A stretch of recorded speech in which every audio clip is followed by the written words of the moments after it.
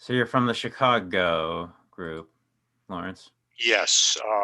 Yeah, I just by accident. As I said, I do live in California. However, I was born in Chicago, so and went to Northwestern for about 2 years, but then transferred back to a college in California. Hmm. So, okay, there it is.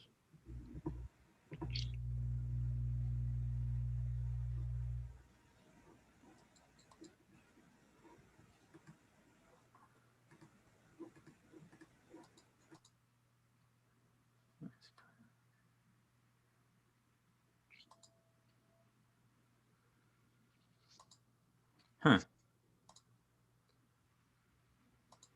Huh.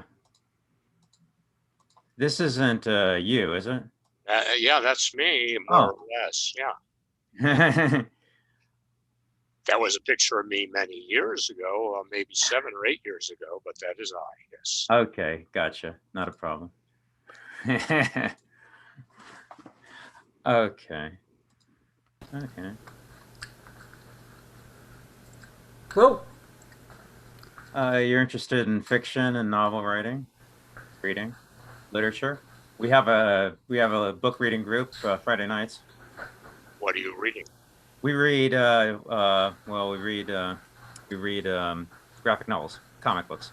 Uh, I love them. Some great books. Then yeah, I definitely invite you. Yeah, we do some good stuff. We've done From Hell, we've done Love and Rockets. We've done some really cool stuff over the last couple of months. We started a few months ago. Yeah, that part of the genre I don't know. I haven't done a graphic novel in a while, but I was raised as a kid on the classic comic books, which would do classics in comic book form, and they were high art. They're not extant anymore. But so I would read the comic book and then I'd read the novel. So Oh, I see. Like Classics Illustrated. yeah, it was Classics Illustrated precisely. Yeah. I remember the first two books that I had checked out the library for me was because I was interested in science fiction and fantasy and terror at the time was Dracula. I was third grade, and Frankenstein. So those were some of the first books that I read, adult books. Gotcha. Sure. But I read the classic comic book first, Classics Illustrated first. And it provided a great springboard for a young reader. Just last week we did How to Understand Israel in 60 Days or Less by Sarah Glidden. This upcoming Friday we're doing Invisible Ink by Bill Griffith. Next week, Friday, we'll be doing Stuck Rubber Baby by um, Howard Cruz. I did read some of the instructional ones. They did a quick thing on Cialdini Illustrated. They did a thing on Tom Hopkins, a salesperson. They did one on Machiavelli. And those were perhaps the last of the comic books, or graphic novels, excuse me, that I've read. Yeah, we got some good ones coming up. And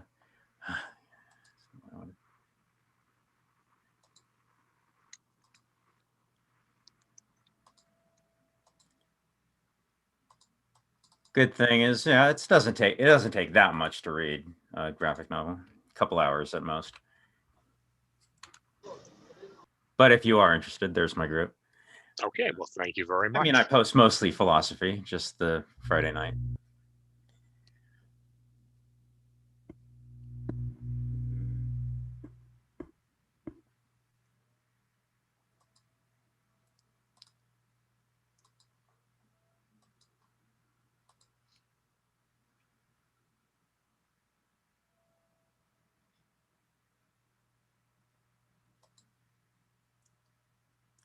Let's see.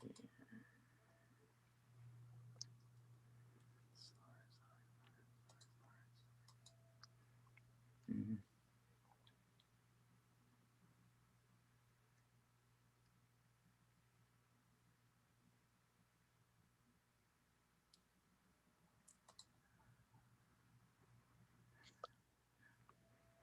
Guess I would want to go to.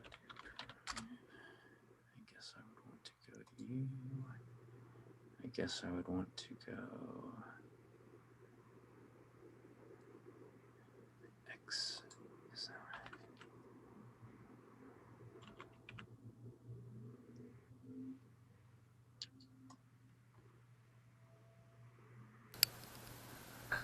Nietzsche, Nietzsche, Nietzsche, right?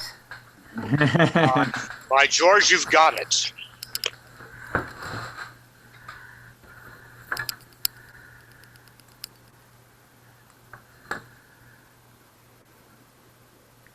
Yeah, it was kind of merciful for you to pick Nietzsche, I thought, David. Why that adjective? Well, you did that instead of propelling us forward into Sartre, right? That's the idea. Yeah, we'll Yeah. pick up the Nietzsche that we skipped to begin with, and when we're done, then we'll go around and hit Sartre.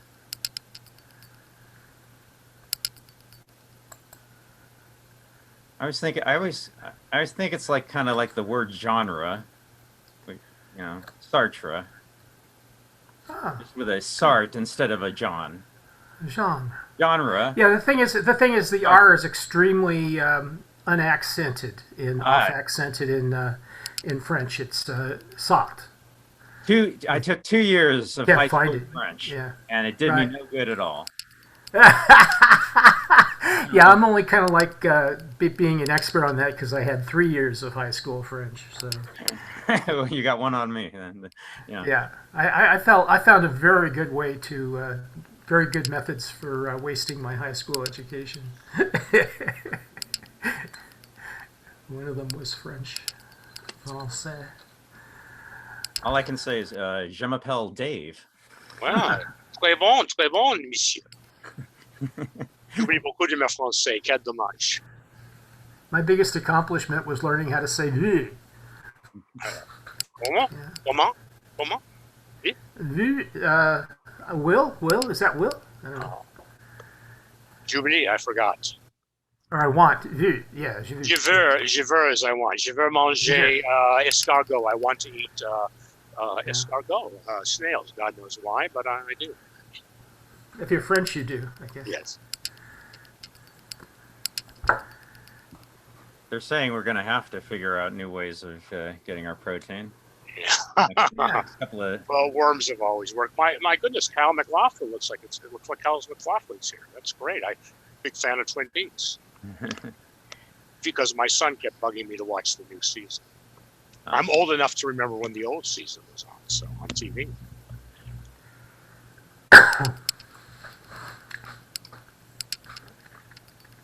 Agent Scoop.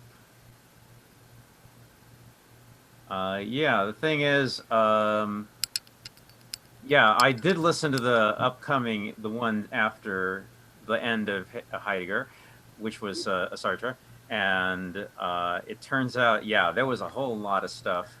There is going to be a whole lot of stuff that builds on what was established with Nietzsche and Heidegger, and so in order to fully comprehend it, we really did need to come back and pick up the Nietzsche stuff, because he's trying to weave a story. He's trying to build a construction here. So that includes the Nietzsche and the Heidegger stuff as foundational, and on top of that is where Sartre is going to rest. And yeah, so the idea is, if we're going to have any kind of understanding of existentialism to the extent that it exists at all, yeah, he's laying out a path. He's laying out a step by step, foundation stone by stone, and to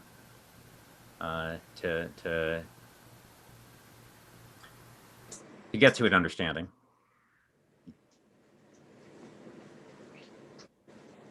Well, people are always going to be late, and always never quite sure how to start. Any comments on what was heard? Anybody? I think it was Lawrence was mentioning. Yeah, Matt always has a good way of putting things and a good way of explaining things. I think he's a great explainer. It's why I share these lectures. If you really want to understand a topic, yeah, Matt Calarco, definitely.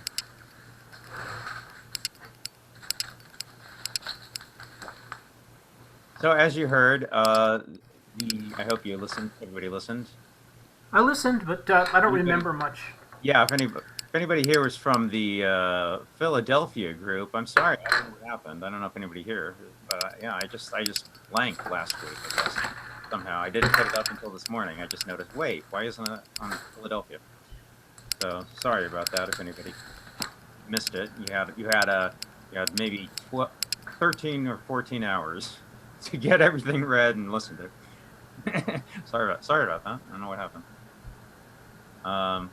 So anyway, the idea is, as Matt was saying, and the reason, this is a lot of the reason why I orient myself towards the 19th century existentialists, Nietzsche, Hegel, Marx, people like that, was a lot of the reason why what Matt was saying, and I was really, really happy to get confirmation that I wasn't crazy, that yeah, this is the way, it seems to me, exactly the way he was saying it. These writers, the 19th century continentalist, existentialists, Nietzsche, Kierkegaard, Hegel, Marx, they were writing at a time in the middle 19th century, early, mid, and late 19th century, covers it all, doesn't it? They were writing at a time where the traditional foundations of civilization were being questioned and in many cases crumbling, being radically revolutionized. Traditions and institutions like the church, like family, like the economy, like, political structure, and our understanding of ourselves, with Charles Darwin, our understanding of what a human being is, an understanding of the human organism, the understanding of what society is for, what civilization is for, how we live, how we think, how our ethical structures. Every one of these pillars, the Industrial Revolution, the Renaissance, the Age of Reformation, all of these traditional pillars that in generations and centuries previous, we had relied on to give us meaning, to give us structure. And now every one of these structures and institutions is being revolutionized, is being questioned, is being called into account, and in many cases overthrown. And that was all happening right then at that time in Europe in mid-19th century. And so I think these writers were tackling that issue. What is this about? What and where are we going with all this? And what is this doing to us? What is this doing to us as people, as individuals, as society? How do we navigate this? What is, if we do these projects of radically revolutionizing all these structures and institutions, what's going to happen, and how does it work, and what's the natural consequences going to be? And I think these particular writers that we're talking about, Nietzsche, Hegel, Kierkegaard, Marx in his way, they were all tackling this exact same Oh, probably issue. just your reflection. That scared me too. Okay, let's do that.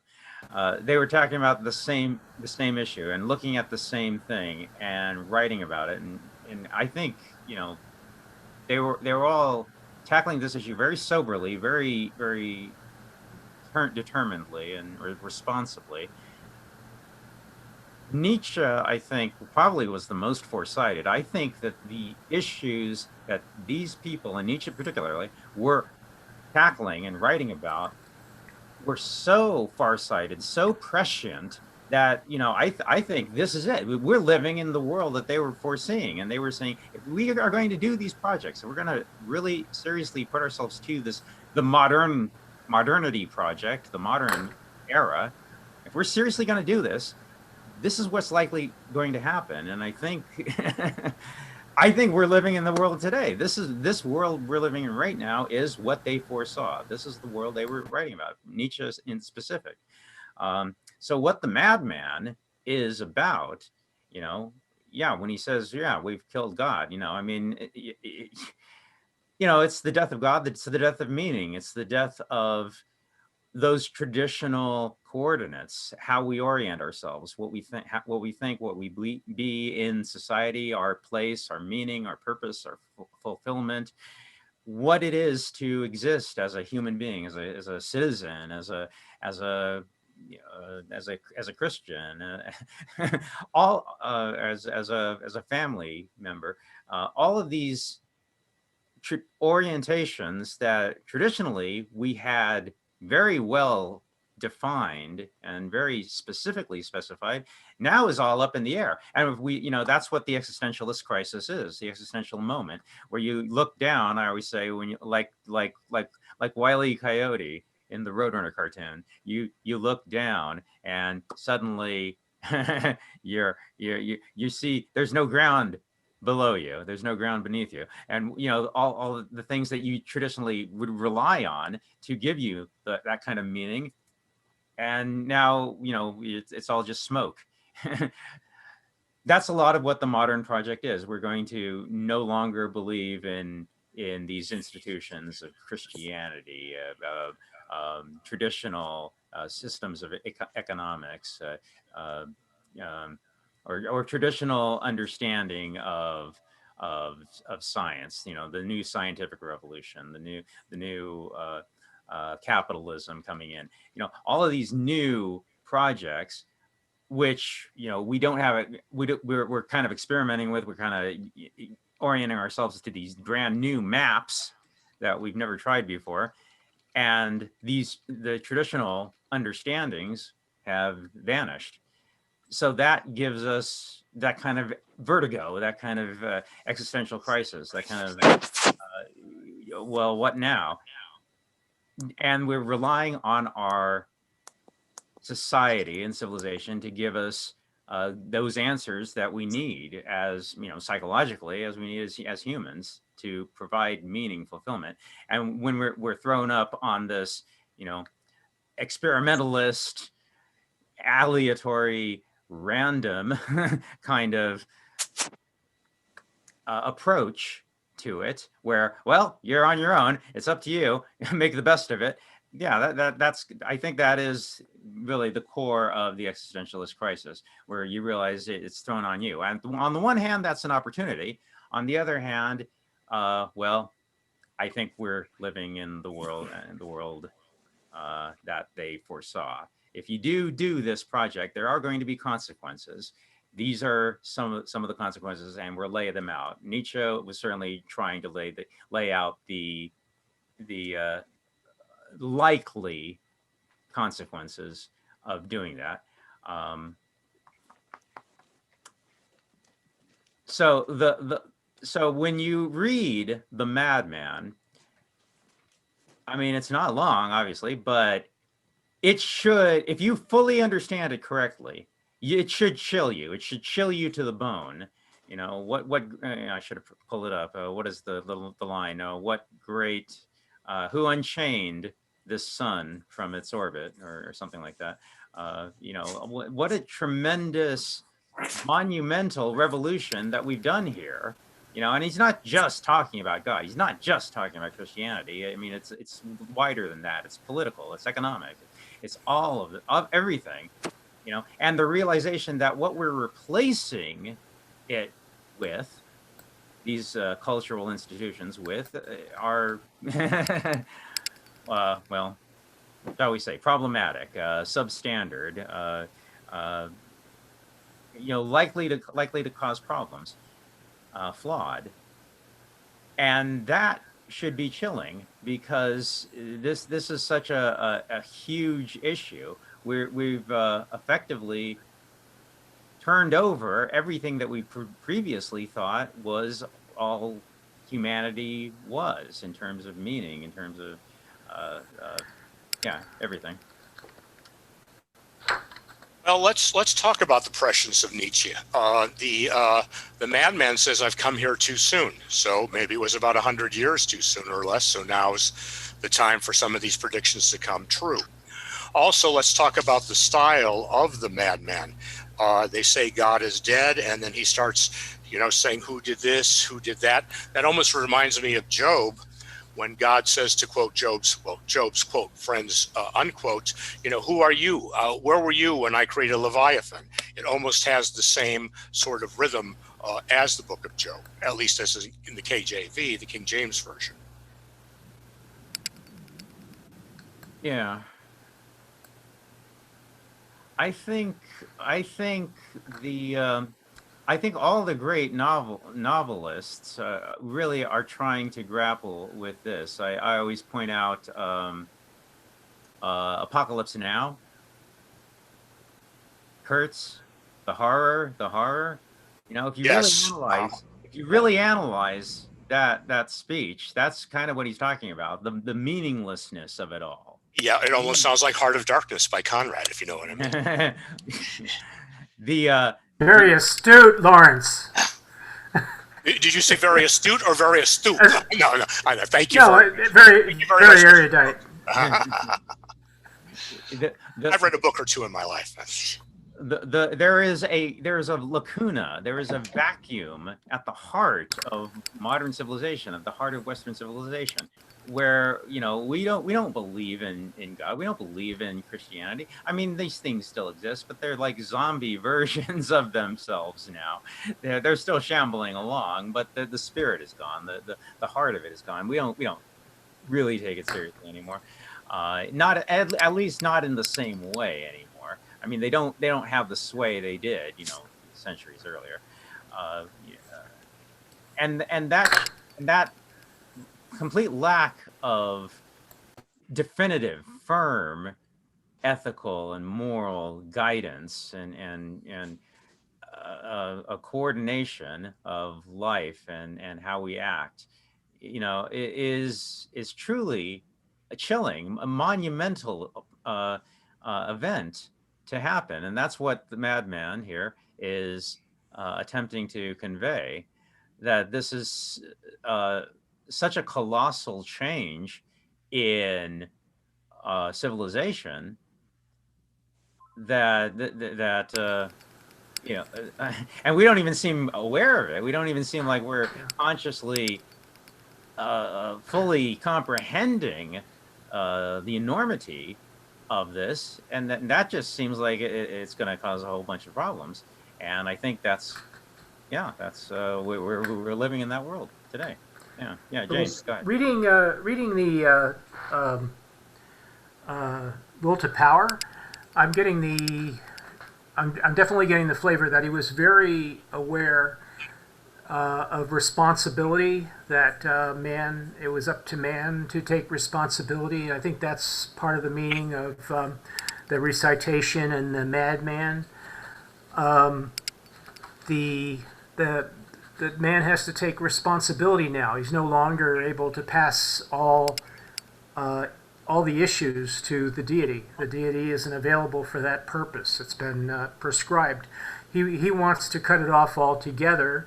But on the other hand, regardless of whether it gets cut off altogether or not, the world has changed, and it's time for us to move on. Is what he's saying?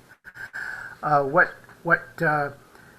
he calls this situation that we're in is he calls it an intermediate period. So there's something that and he seems pessimistic. He's against pessimism. He believes that pessimism is what created the situation that we're in right now. Pessimism has caused nihilism, and he was prescient in describing nihilism. In other words, the two world wars, the status of states quibbling over democracy and cell phones. It's kind of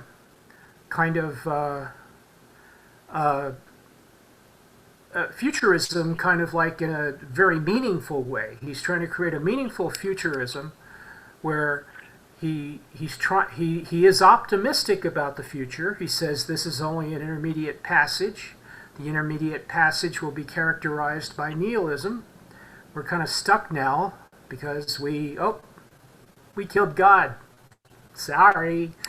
And then, you know, and we're going to move forward. We should move forward because there is a future after all.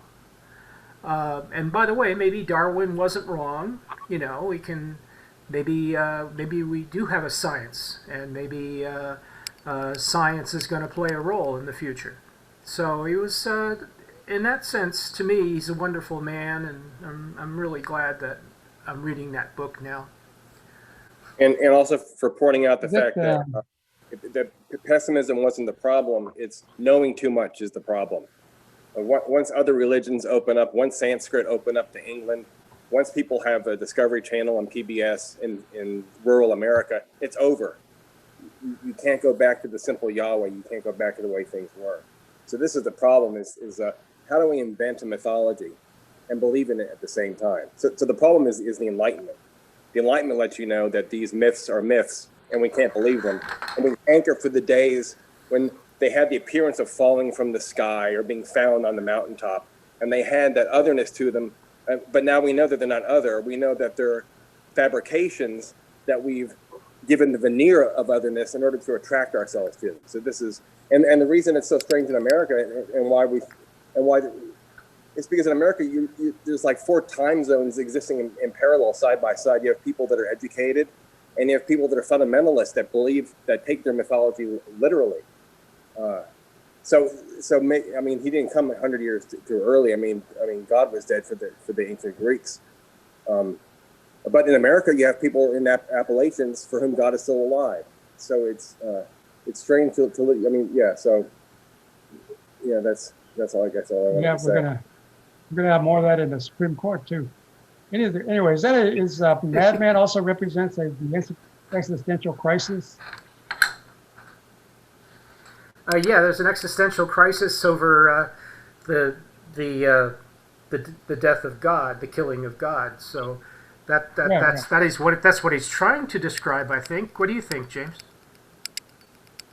Yeah, so that's reminds me of like Heidegger's being authentic means that you have to go through that kind of anxiety, right? And that Sartre's nausea, the underground man, Dostoevsky's underground man, Camus' absurd. Isn't that the similar kind of experience of this kind of existential crisis? And Nietzsche maybe was the first, and followed by Kierkegaard, maybe describing the existential crisis.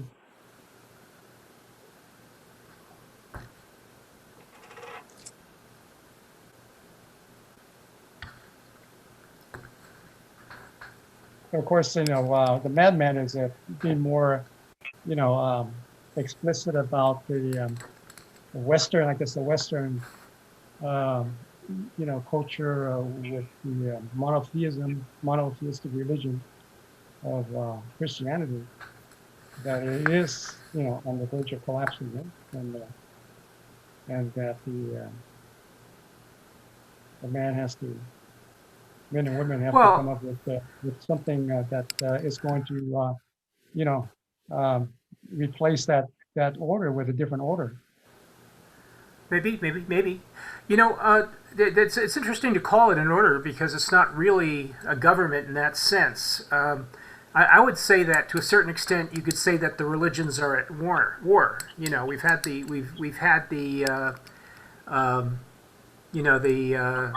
what do you call it? I forget the author, but the FP magazine article assigning all future wars will occur in the Middle East because it's the capital of Islam, and Islam is a schism with the rest of the world, that the rest of the world can't exist at peace in the future with Islam. So you have this declaration of war that comes out of the United States, and then the realization of that, in the neoconservative program of the Bush administration, and and that being forwarded up to the time of Trump. When it's just a matter of like, oh, I got an assassination to do. Sorry, stuff like that. Just starts. He tries to downplay it, and both to take away credit from previous presidents, but also to lower the temperature a bit, because he doesn't really believe in it. He doesn't believe in any of that stuff. He's the normal guy on the street. He doesn't believe in political theory. So the just like he doesn't believe in medical science that much, stuff like that. So the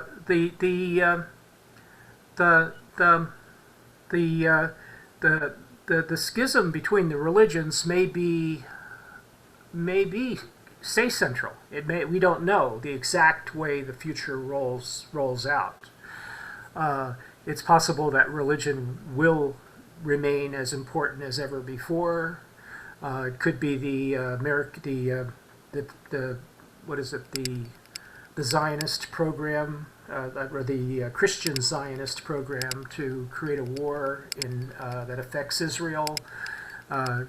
Could even come to fruition, although a lot of us don't want to imagine it. So we have a kind of we have a scary future, and so you have to give Nietzsche a lot of credit for shouting from the rooftop, even though people would say, it's obvious he was a madman. He even wanted to sort of like he turned into a recluse and had a nervous breakdown the last 5 or 10 years of his life, I guess. So it's kind of it's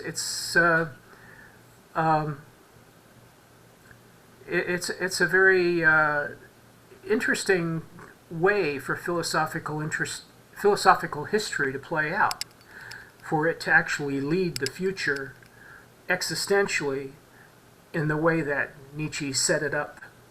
He essentially set himself up with maybe he didn't even think The Will to Power would be published, but this book is very interesting since it's very emphatic about a lot of those predictions.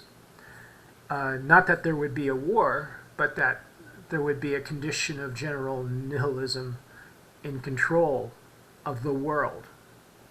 So that's Nietzsche's prediction, and to a certain extent, I think it did come true. He is right. We don't know the future of the world.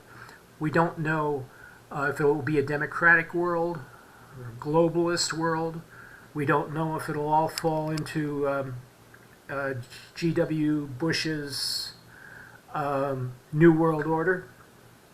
We don't know what exactly how things are going to wash out. Nietzsche says that's a big difference. I mean, that's a big threat. If the world were to suddenly become globalist, that could possibly be worse than nihilism, because you could have potentially world enslavement or cultural enslavement, and that wouldn't be a good future for humanity. Shauna, go ahead. Yeah, Shauna, go ahead. Oh, I'm thinking, having a background of Nietzsche. You have that little thing, and I keep on forgetting what it is, even though you posted that little comic. The things that I thought about was actually something that you mentioned, David, that we're in the time that he was perhaps speaking of, and I would agree. But yet, I also wonder if it's the position we're in. So with Nietzsche, if he's talking about us sort of collectively going through this process, and he does make a point in the Madman that we're not there yet. So, my first question was, depending on where you are in society, you may have felt that the coming to change was years and years ago. But he's actually making a stance that, no, it's not yet, you're not ready yet. So having said that, I would say that some people reading Nietzsche's work or the Madman would say, well, yes, this has happened quite some time ago, what he's described. The norms are not appropriate anymore. Whereas other people, even in current times, let's use the US as an example, are saying, we don't have a problem where we need to relook at things. We just need to restore order by going back to some of these fundamentals. So, I'm kind of playing around with that position of groups, ooh, bless you, groups within the society, I would say that these, Nietzsche's concepts apply differently. And so that has me intrigued. And as an aside, I love Matt's description of what existentialism was, because I felt like that's why I've pissed off people for so long, because I keep on asking the questions I shouldn't be asking and annoying them. And they're thinking, why are you putting me in discomfort? We're just going out for dinner. But yeah, that's an aside. But yeah, with Nietzsche, it seems like he's talking about the collective whole, but I'm not sure if it's applicable all at the same time. I think the Enlightenment skepticism towards religion hasn't fully saturated American society, but where it has, there's a recognition that people still hanker for the irrational, the enchanted, and the magical. So you have these groups that are trying to carry out a postmodern religion, like the Church of the Subgenius or the Lovecraftian groups, where they recognize that the entities in Lovecraft mythology are false, but they approach them with some sincerity. The Satanic Temple recognizes that these symbols are just symbols and literary, but you can approach them with the kind of reverence for life and animals and children and women and kind of feminine morality. So this is the challenge apparently now. People aren't happy with purely scientific stories that leave out the emotional and the poetic and all this stuff. And we hanker for picture stories, simple pictures of gods, death, resurrection, springtime, beheadings, and all this stuff. So we want a picture story. We recognize that it's fiction, but at the same time, we want to be able to kneel before it with a kind of seriousness and like devotional attitude, which we think, which is what the religious attitude is. So how do we tell a lie and believe in it? I mean, I think that's our current crisis. You bring up a good point, Scott, because in some ways there's certain, religion and certain standards that have been in place that have been the go-tos that have guided people. And have we really evolved beyond that, or just found substitutions for the very same things? Just a cloaking of the same thing, if you will. Well, it seems we need it. We have Peterson's maps of meaning. And we also have the Jungian collective consciousness and all that, and it seems that people want to think this way. Let's face it, the world's a hodgepodge. It's chaos, and our minds, and I'm almost being Kantian here too, try to put some meaning and some coherence to it, something which may be incoherent. Bless you again. Well, it might be the Dionysus that he was talking about. It's a summons. I think I read it. I'm quoting, summons all the attributes of being. And it gives us a way in the midst of this change, or the midst of this interim time of, everybody doing their own thing and trying to find meaning. But so it's sort of a hodgepodge, but it's also an opportunity in some way to see all the different variations and finally appreciate that everybody's so different and their cultures are so different that we don't have to succumb to theism. We don't have to succumb to one thing. And we have to just figure out a way then, how do we live this? And then it's a matter of, who can help create the world where we can all somehow function, and not in a kumbaya sort of way. We don't have to be best friends, but just a way of being that we don't have to go to war every time.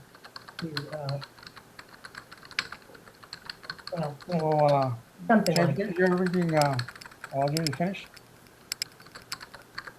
Has anyone seen the Star Wars religion YouTube videos where they're meant for fathers, and they're like, men, is it that time? Has that time come in your child's life? And the time they're talking about is the time to sit down with them and talk about being a Jedi and what it means to be a Jedi. And the idea is that we can't believe in Christianity and all the Abrahamic stuff anymore, but we can believe in Star Wars. Star Wars makes sense. It has cultural currency. Everyone's familiar with it. It's a living mythological template. It's actually based on Joseph Campbell's hero cycle. So it's time for us to start indoctrinating our children into the Star Wars system, because that vocabulary has traction, it has currency, it makes sense, and it works. So this is the current situation. It's going to be the marketplace of like better movies that do a better job than Star Wars on incorporating the notion of the Tao, the Force, consciousness, the non-locality of consciousness, the Brahman, and all this stuff. So this is the situation that we're in now. And I guess that's not impossible to, on one hand, say that Star Wars is fiction, and simultaneously say that it's also mythologically true or ethically true. Can you say both? I thought that Yoda was just a Muppet. Now he's becoming an icon. Well, he's more real than Moses was, and Moses is a very significant figure. Lucas has his hand up. Yeah, Lucas, go ahead, if you want to. Hi. Thanks. I just wanted to posit just a rough reading of what I thought was going on with the Madman, just because I just immediately presumed to recognize an allusion to traditional philosophical figure, Diogenes. Diogenes with his lantern, wandering through the streets in the day with a lit lantern, asking where an honest man is, where a true man is, and like I always interpreted that as like, well, he's a philosopher and like he's incredibly blunt, so he like Diogenes is kind of like the honest man, and he's kind of like going around asking if anybody recognizes him, or if he recognizes anybody inversely. And there's I think that the Madman could be construed along the lines of this kind of allegory, where it's something like what the Madman is doing with his lantern, asking if people understand what they've done regarding the death of God, is basically carrying around kind of the play with the metaphors here. He's the Madman with the light is carrying around the blade that smote God, the light of reason, and is asking with the light of reason whether anybody whether anybody understands what it is that they've done, and then doesn't find anybody who understands what they've done. So it's like the god of reason, the traditional god of the beyond that's kind of died, the god of reason that grounded with good justification of the presumably morals that we followed. This god is gone, this god has died, and now with the very blade that smote God of reason is asking the other people whether they recognize what they've done. And then it's like the conundrum or the paradox is he smashes the lantern, presumably setting aside reason or recognizing that reason isn't good enough anymore. If it's exactly the god of reason that's died, attempting to utilize reason to figure out what it is that we've done or what it is that we're supposed to do, would basically put us in the position that we were already in when we smoked God to begin with, when we believed in God for that matter. So we've got to set aside reason, become madmen in order to understand what we've done. And then the idea is that because nobody recognizes the madman, nobody has become mad enough in order to comprehend what it is that the death of God actually means. We'd have to set aside not only traditional reason, but also the presumed traditional irrationality of believing in God in order to be able to comprehend what we've done, presumably. He's not. Yeah, personal opinion. I don't think that he's against the irrationalism of God, and he's not trying to convince anyone that. I'm not putting these words in your mouth, Lucas. I just mean that he's not so much concerned with the apparent irrationality of gods, or the proof or the truth of gods, from any standpoint, any particular standpoint. What he does say is that he's very concerned about the Christian regime and its control the control that it has over the individual. He doesn't agree with that. He doesn't agree with he believes that it's repressive. And he does want a man to enter a state of freedom. So he's trying to create, he is kind of like bidding us to begin to plan for a state of freedom. But he believes history is a little bit too slow for that, and that's I'm ahead of my time. In other words, he's at a point in history where he can announce it. He is the madman. As the madman, he can announce it, but he says there's going to be a lot more history that's going to take place. As a matter of fact, he says 200 years in The Will to Power. He says 200 years, that would be sometime around the end of the 22nd century. So there's a lot of, from his perspective, there's a lot of stuff that has to play out yet. And once we have agreed, which we certainly haven't, but once we have agreed that the religions are not, or that the religion is a repressive, or that the Christian project in particular is particularly repressive, and we've either softened it sufficiently or gotten rid of it or created a new world order of some kind, then history will pick up out of the nihilistic period of pop culture, war as the alternative to everything, as the last resort for any problem, and so forth. Another allegory I'd like to throw in real quick and very briefly. Another allegory I think that can be applied here is the Emperor's New Clothes. That the madman is stepping up to say, hey, don't you see the Emperor does not have any clothes, and no one can see that. And I think implied in this as well is this concept of a suddenness of some sort, right? That all of a sudden, where I think he's come too early in the sense that it's more of a fading process, awakening up, if you will, but enlightenment, if you will, but not a light switch. It's a coming to terms with, because it is so impactful and so anxiety producing, that even a quick glimpse, you're going to quickly see the close again. And it's so, 50 years, 100 years, 200 years, and certainly not all at once, not all cultures, not all nations, not all belief systems. It's an amalgamation process that will continue onward, and simply that, right? That he's calling it out, and he is recognizing in the parable of the madman that at this point no one hears him, no one can see that the emperor.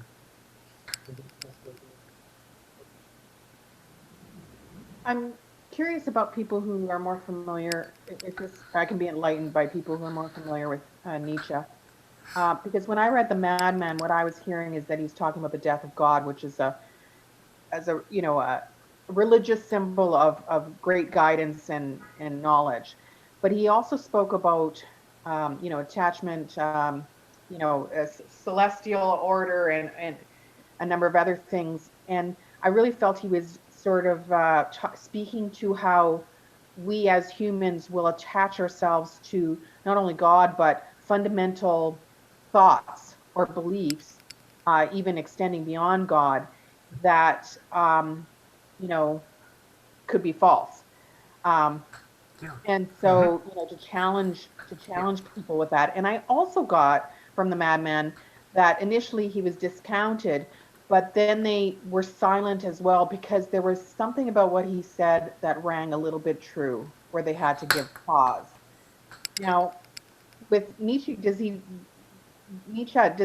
simply focus on the God connection, or does he really go into all aspects of foundational belief that we will attach ourselves to?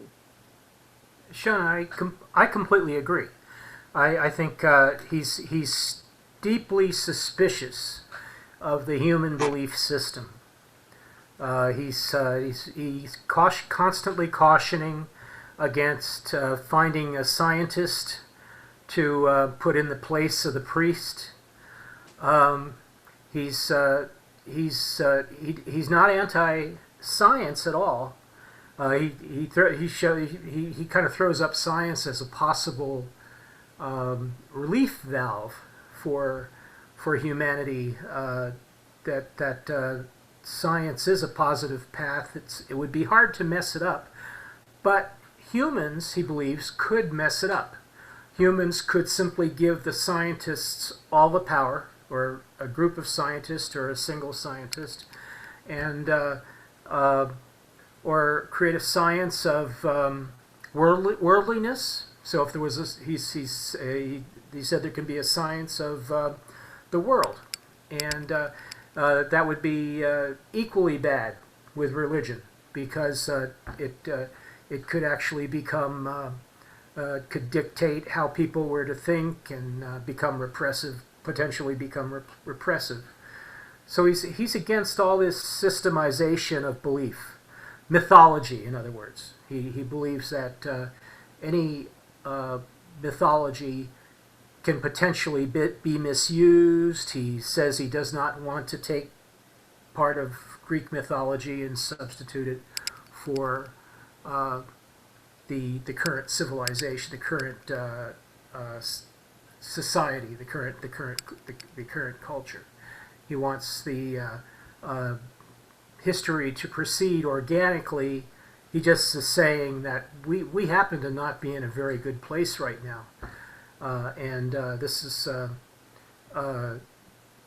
there's possibly a positive way forward, but there's a lot of traps, and we've experienced these traps, and be careful of just stepping from one trap to another. I don't think that Nietzsche is campaigning for anything in particular. They say that Nietzsche is descriptive.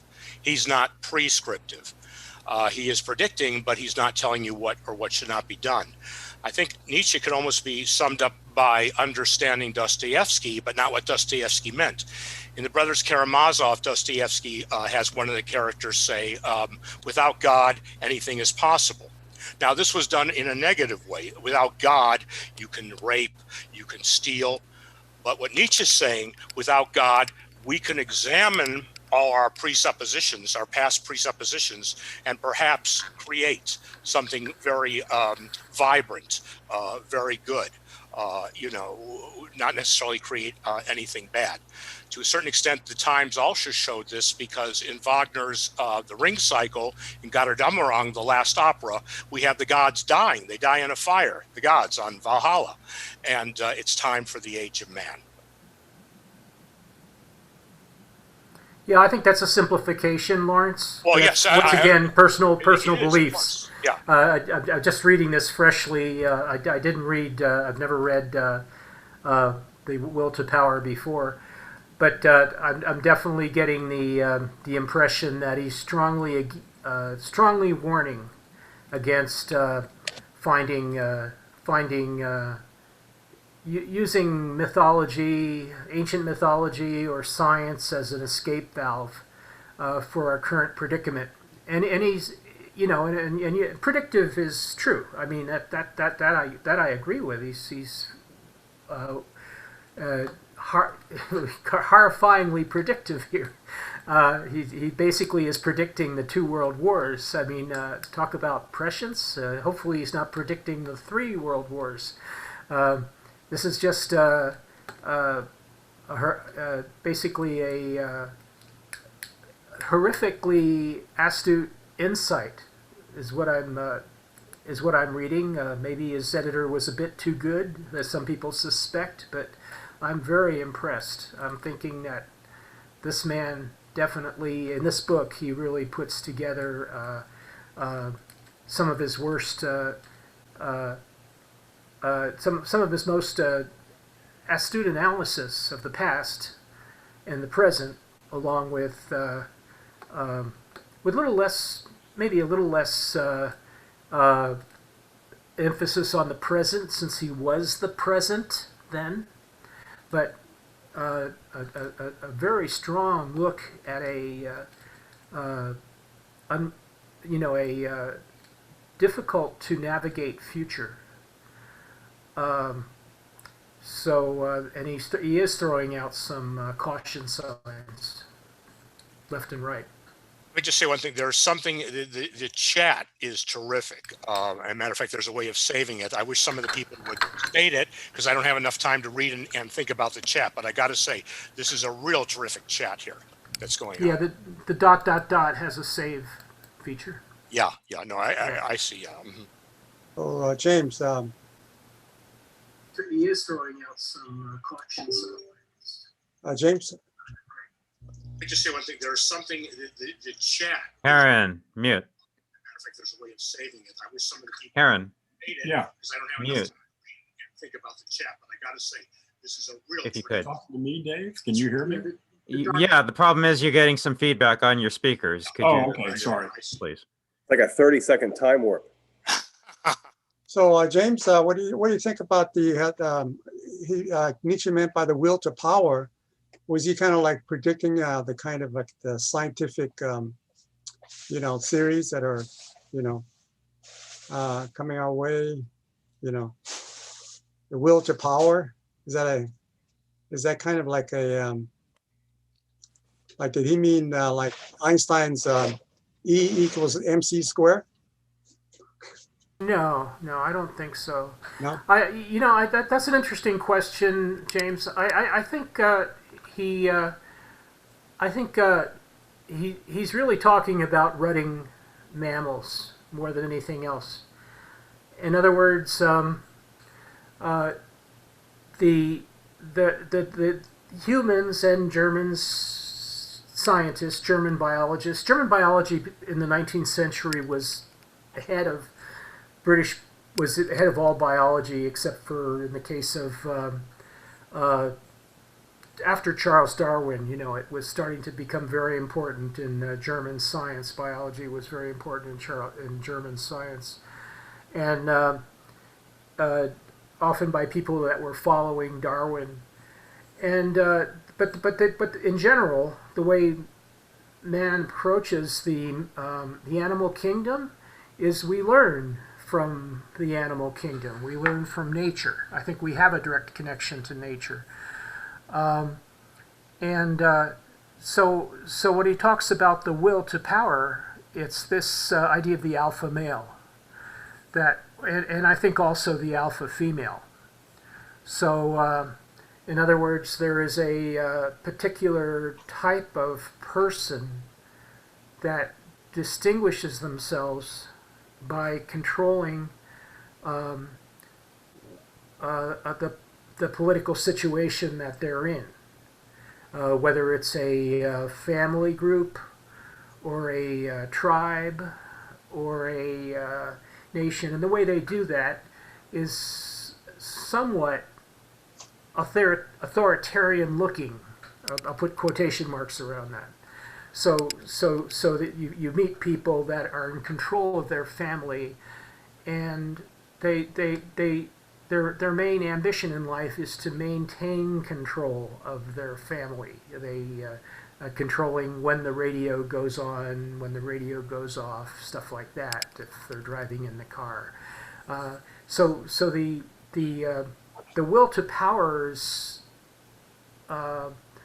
strong in humanity, but not universally. In other words, it's stronger in some males and females and weaker in others.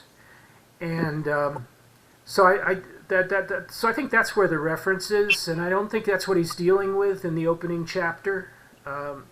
He's in the opening section of the book. He's not really dealing with that claim, but that's my interpretation. Is that this must have something to do with rutting mammals, the mammals that fight to the death if necessary in order to control the herd.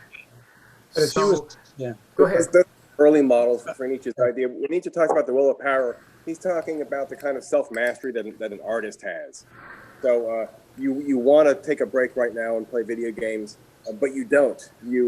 In educational psychology, it's called internal locus of control. Internal locus of control. So you have the ability to hold yourself to your plans and projects and carry them out. No, but he's. I think he's referring to much more universal kind of right. phenomenon.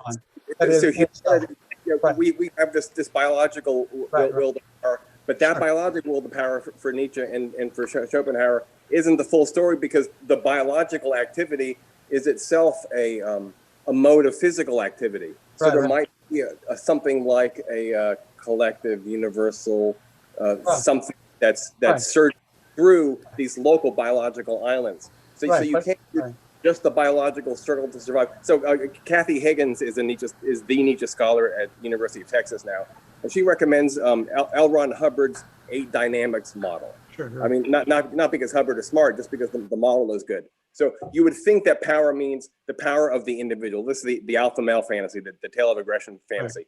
But actually, the will to power, if biology is smart, is wider than that, because the individual takes care of the family. So the self is, on one hand, the encapsulated skin bag, you, the body. But on the other hand, the self is kind of like the family unit, because you've got half of your DNA in your child.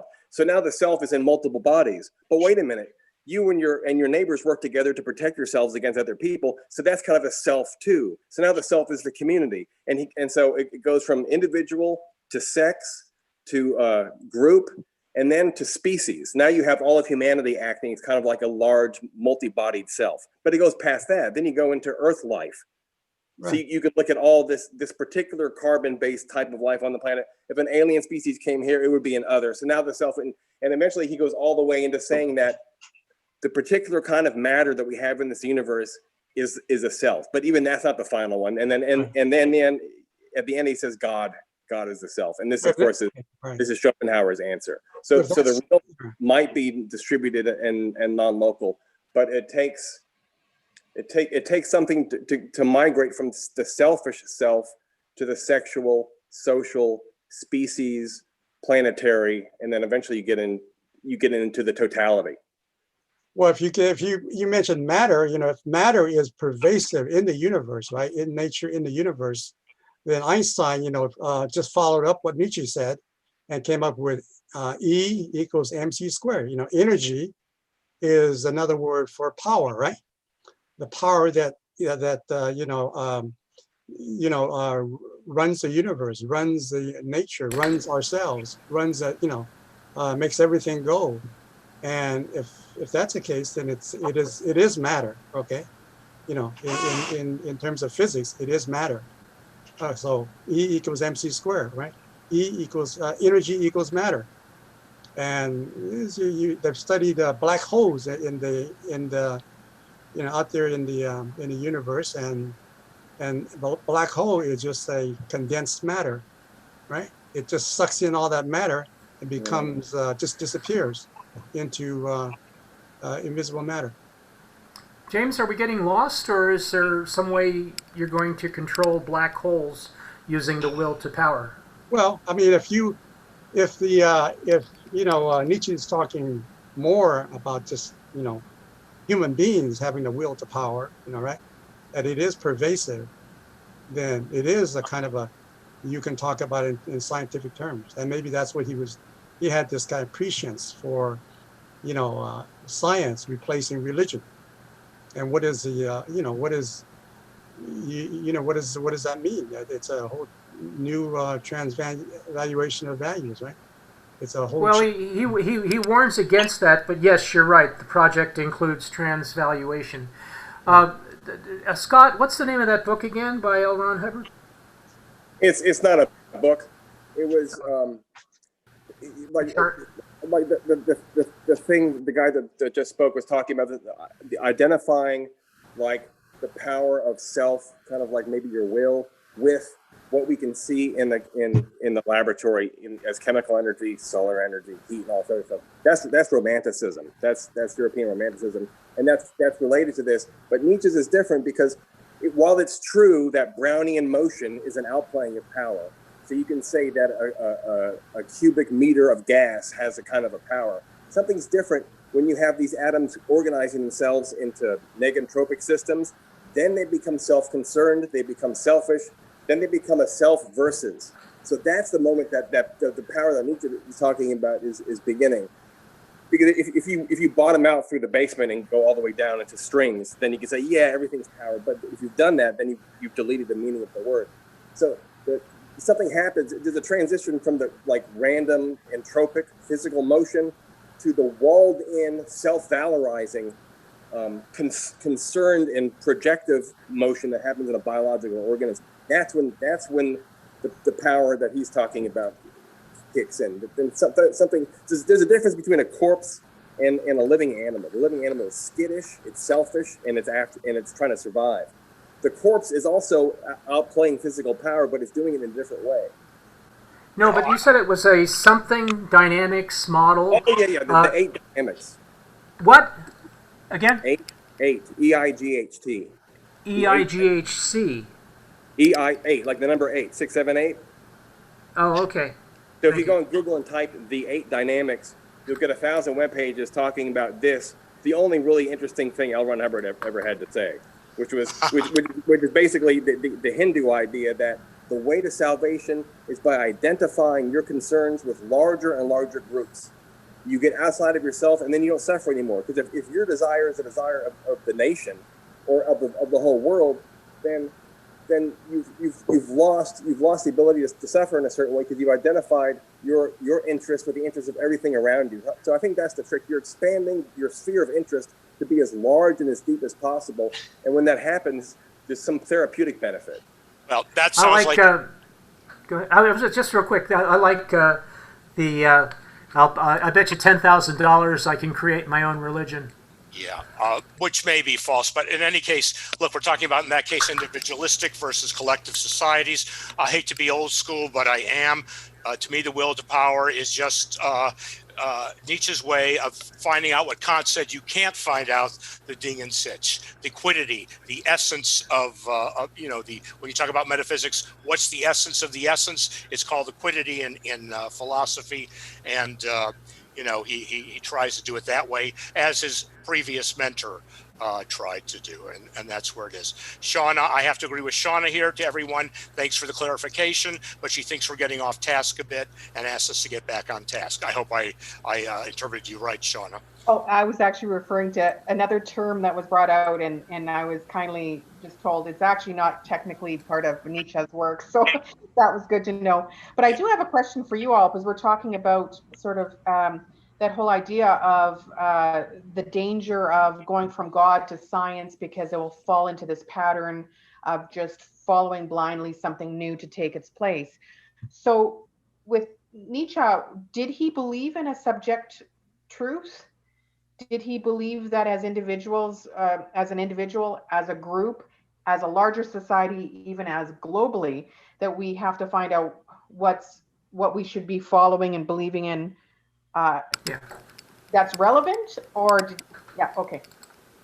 Potentiality. Yeah, thank you, Shauna. Go ahead, David. Did you have an answer? Well, I mean, it's kind of the same thing that Heidegger and Sartre and all the existentialists. It's the moment of potentiality. That's the moment that matters. When you sit inside this moment of not knowing where to go and where you're oriented, but once you've discovered that, that's the moment of potentiality, where there are possibilities, new ways opening of living differently.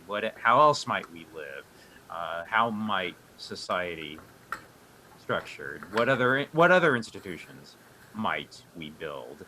What other opportunities could we have? What other practices could we establish? But you have to go through that crisis moment, that vertigo moment, that diarrhea moment, Matt says, where you don't know. But once you push through that, that's the opening. That's the opening of potentiality. I think that's as we saw with Heidegger. That's where we end up with a lot of this. How else might we live? Could we construct new ways? And that's very hopeful, I think. I think you're right. I think he talks about becoming. I mean, Nietzsche's word instead of potentiality is becoming, and he talks about our lives as lived posthumously, or things that are just going to be in the future after we go through this period of nihilism and the nausea. Although I don't hear so far, I haven't read the word nausea in his words, in his text. But yeah, I think you're right on, David. But I think What he said here in this book is that no purpose can be assigned to becoming, and no great entity rules behind all becoming, in which the individual may completely lose himself as an element of superior value.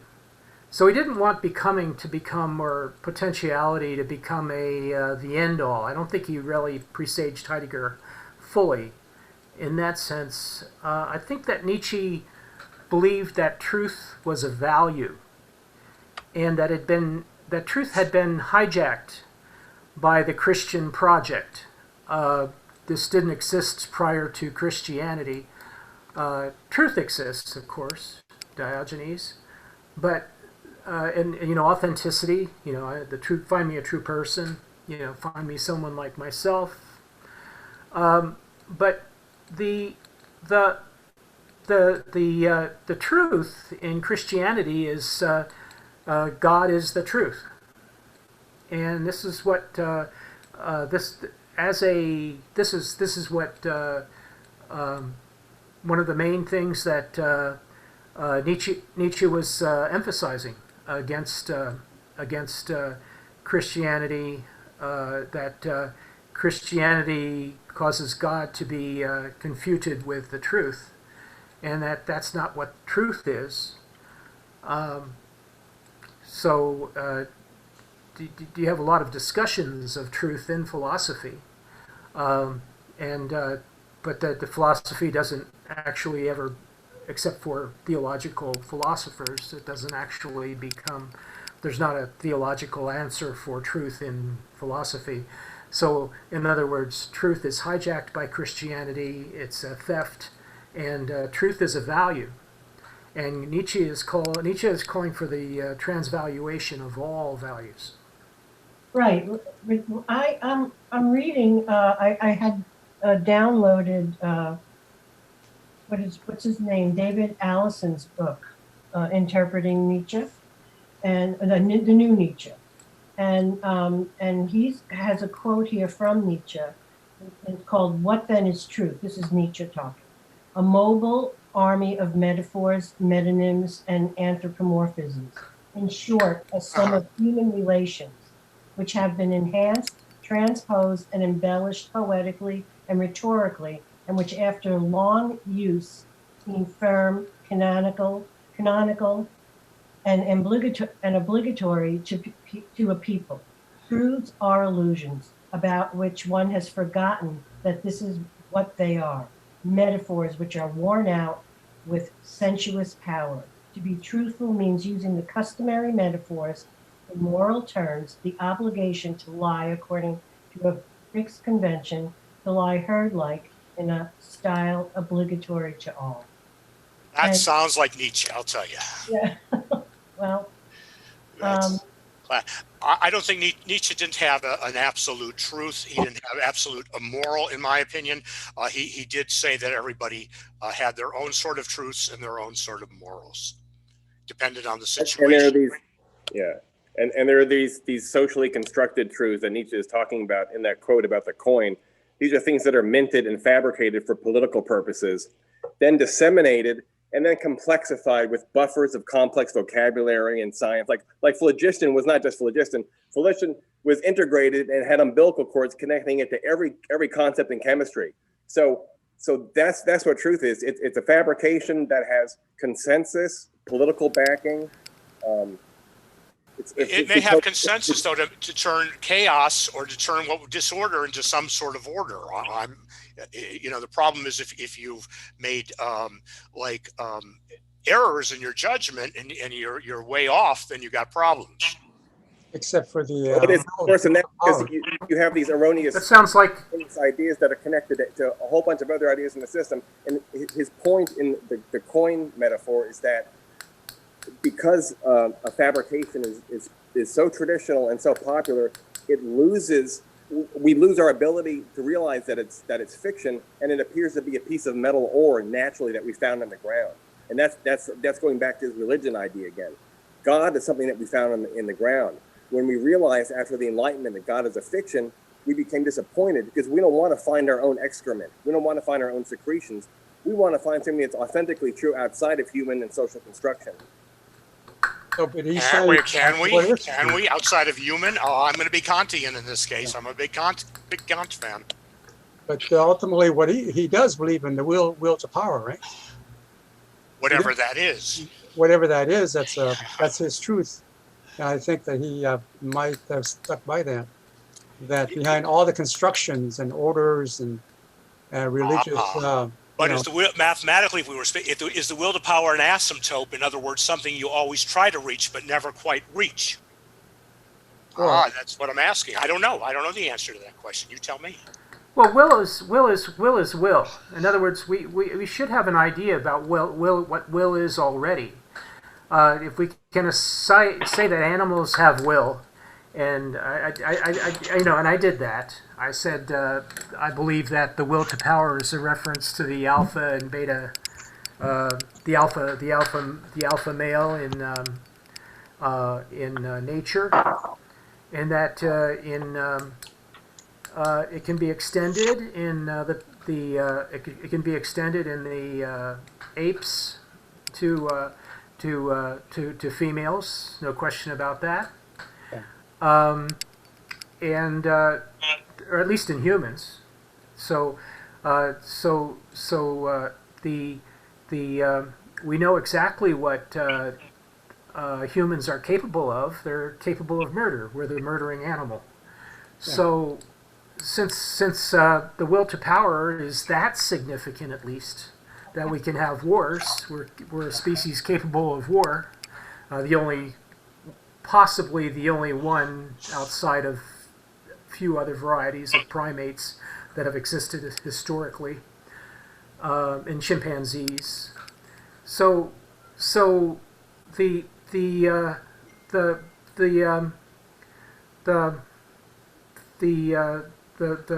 will to power is fairly concrete. And I don't know much about it. I do know about will, because I've read Kant. Kant's whole practical reason is based on will. And the will is assigned a task of organizing morality. It's the task of organizing morality falls on the will, the autonomous will, the part of the human consciousness that is not affected by, that is essentially sheltered from desire and sensibility. The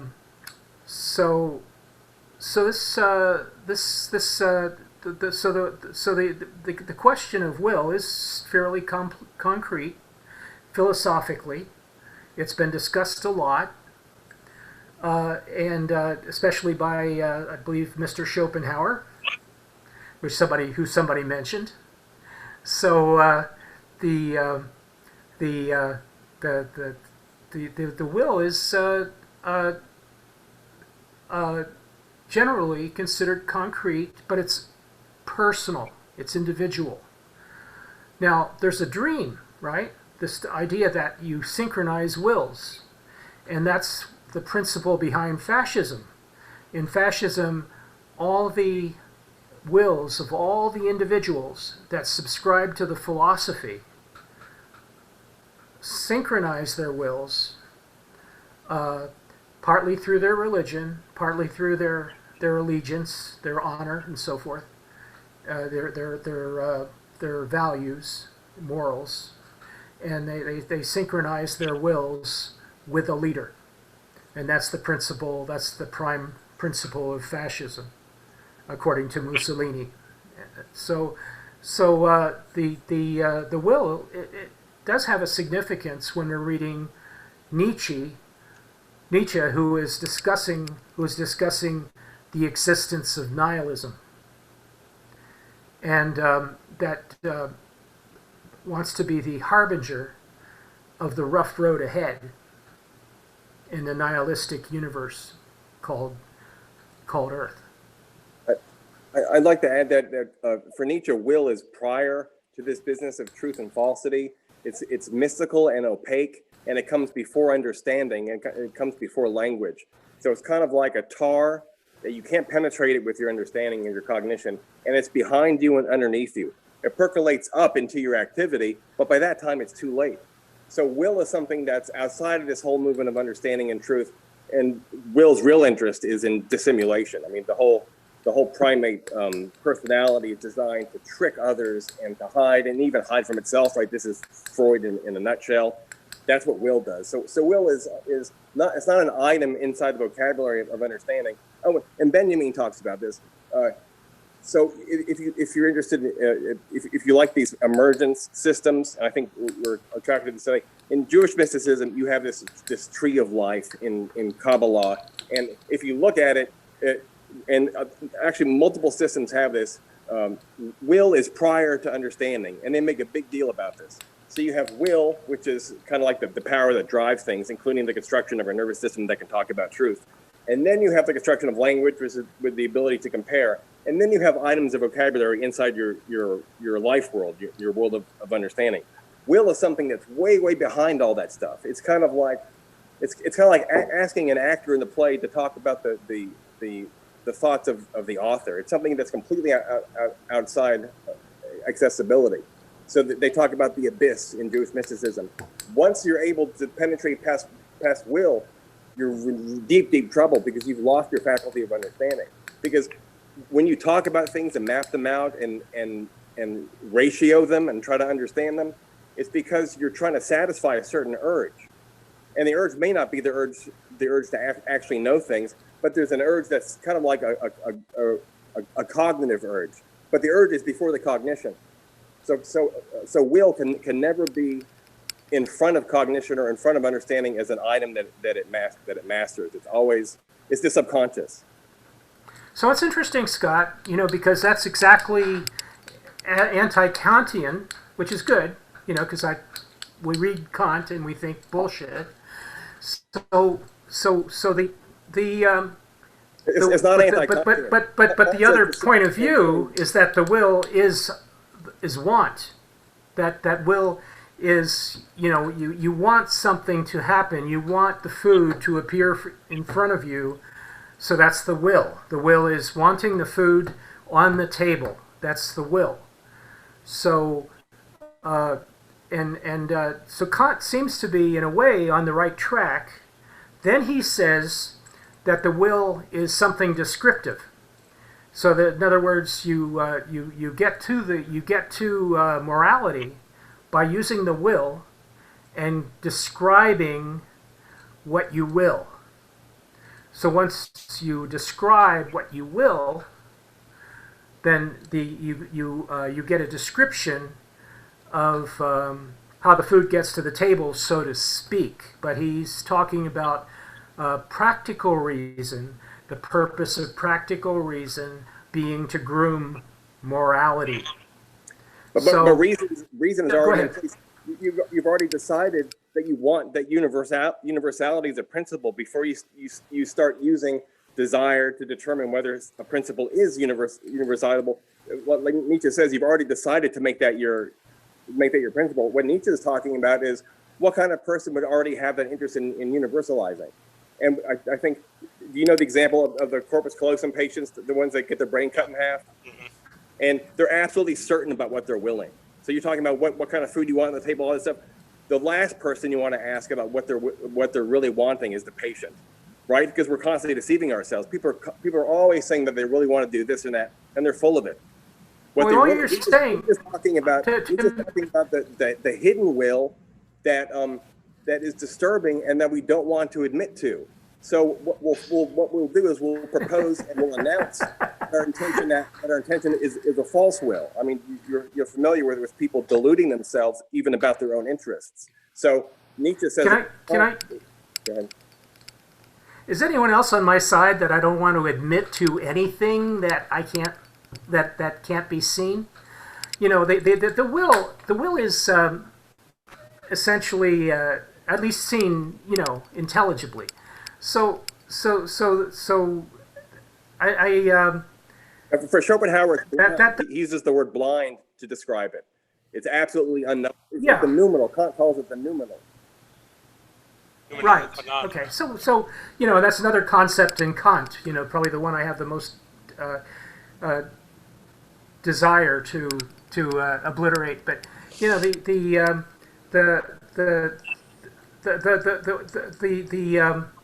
I really forget what it was you said before that, but it's just the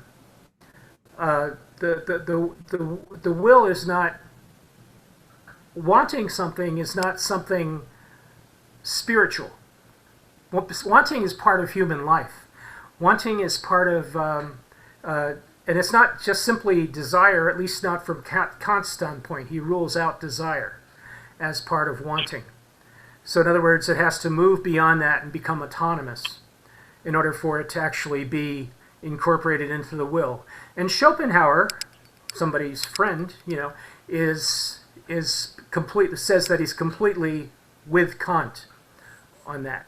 So isn't the will just you know, something that's you know, the urge to just be, to survive, you know, and like a hurricane, you could say has a life of its own. It has a will, right? You know, a storm has a will. Yeah, I mean, I mean, Spinoza says that when you throw a rock, if you ask the rock what it was doing, it would say, right now I'm very much desiring to move in the direction that I'm heading, and I'm very much desiring to eventually hit the ground. Exactly. This is all part of my intention. Right. I mean, all fantasy, but that's fantasy. Right. But there's a life force, you know, in nature itself, in the universe. There is some kind of a force that makes everything coalesce and be what it is. And on Earth, we have living organisms, you know, as well as rocks and so forth, and rivers and so forth, that have this energy, right? And you know, we get energy from the sun, okay? And so I think that's what Nietzsche is talking about, is that will, power, which is with us, it's a will to survive. With animals, they're surviving. You can just look at nature and you see, you know, what it is. You know, well, that's what L. Ron Hubbard says. Complicated rocks. They have no choice. I wonder where he got that from. The sun, the movement of the plants, the movement of the animals, those are all tiny rocks. All those things are being determined by laws of physics and nature. There's no will. There's no one at home. Well, I mean, whatever you want to call it. So what are you saying? The will is separate from the plants and the rocks? I'm saying that will is what, if you ask the hydrogen atom what it's doing when its electron falls down to its lowest orbit, it would say, I want to relax right now. This is my intention. Mm-hmm. So, and when I ask you what you're doing, like the split brain experiment, remember? The kid was told to stand up, but it went to his right hemisphere, so he didn't see it, and he stood up. So he was commanded heteronomously, outside of his agency. He was forced externally, had no choice, no will. He was made to stand up by command on a screen. He stands up, then the doctor asks him, what are you doing? And the kid says, I'm thirsty, I want to get a Coke. I know, but that's what I wanted to comment on. This idea that if you take separate the left hemisphere from the right hemisphere of the brain, and that one of the hemispheres suddenly doesn't know what the creature is doing anymore, that's not an argument that we don't know what we're doing anymore. That's just simply showing that anything that is done on a particular component in the body may not be available as evidence to one side of the brain, that when the brain is divided into two, left and right. So in other words, it doesn't prove that we don't think about. It does not prove that we don't think about that we don't think about consequences of our actions. All it proves is that we are not aware of all our actions if we don't have a whole brain. That's the only thing being proved there. Well, it shows that that we can be done, that we could be effects, but we still insist that we're the causes.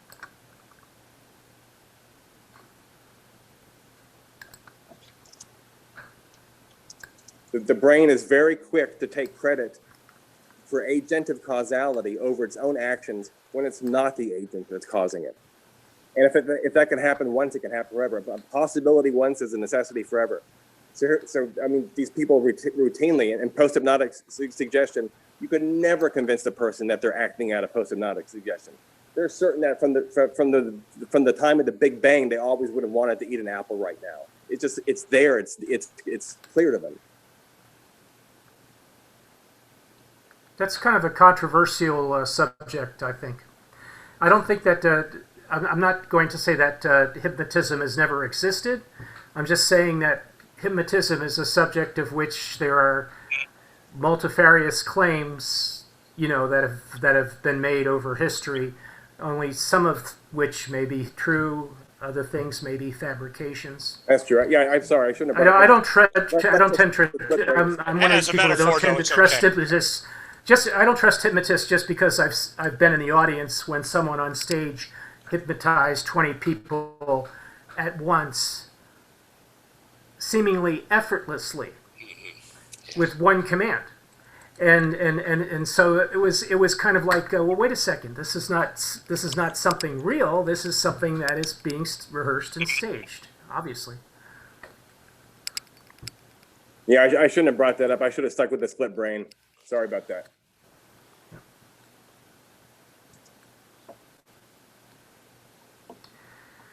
So back to Nietzsche, sorry. So I actually was reading from a nice quotation that was cool about purposelessness, and So that was really cool. And he says there's three ways that nihilism as a psychological condition comes about. One is that the purpose disappears, so the humanity is missing its purpose. I can give you some details. The seekers lose courage by realizing the purposelessness of history and the past. Despair over wasting time and effort without any possibilities, new possibilities emerging. Shame over cheating yourself, and so on. Then he criticizes a bunch of philosophers. And then the second is the New Order, which I talked about, totalitarianism, resystemization, globalism, allowing profound relativity. There'll be arguments. He predicts there's going to be strong arguments for globalism. Dependence on the all, in other words, so he's warning against globalism as a new dependence on the all. Unity will be the new monism, in other words, instead of just a metaphysical value. And then the third concern, psychological concern, is a denial of the metaphysical world, and for the denial and therefore forbidding oneself belief in a real world. So when you have people that make the arguments against reality, that your reality is not my reality, everything is relative, we can't possibly agree on a truth because we all have our own reality. It's triggered by a perception that the world is a simulation devised for the, quote, devised for the purpose of meeting certain psychological needs, a world which one has no right to. This is a denial, a quote, a denial of the metaphysical world, unquote, and self-denial of all belief in a real world. So I thought that section was, I thought that section was pretty, very, very, very predictive and very straightforward. In other words, he's scared to death in these passages of the totalitarian future emerging. Thanks for bringing up that quote, because it's highlighting the thing that I'm struggling with.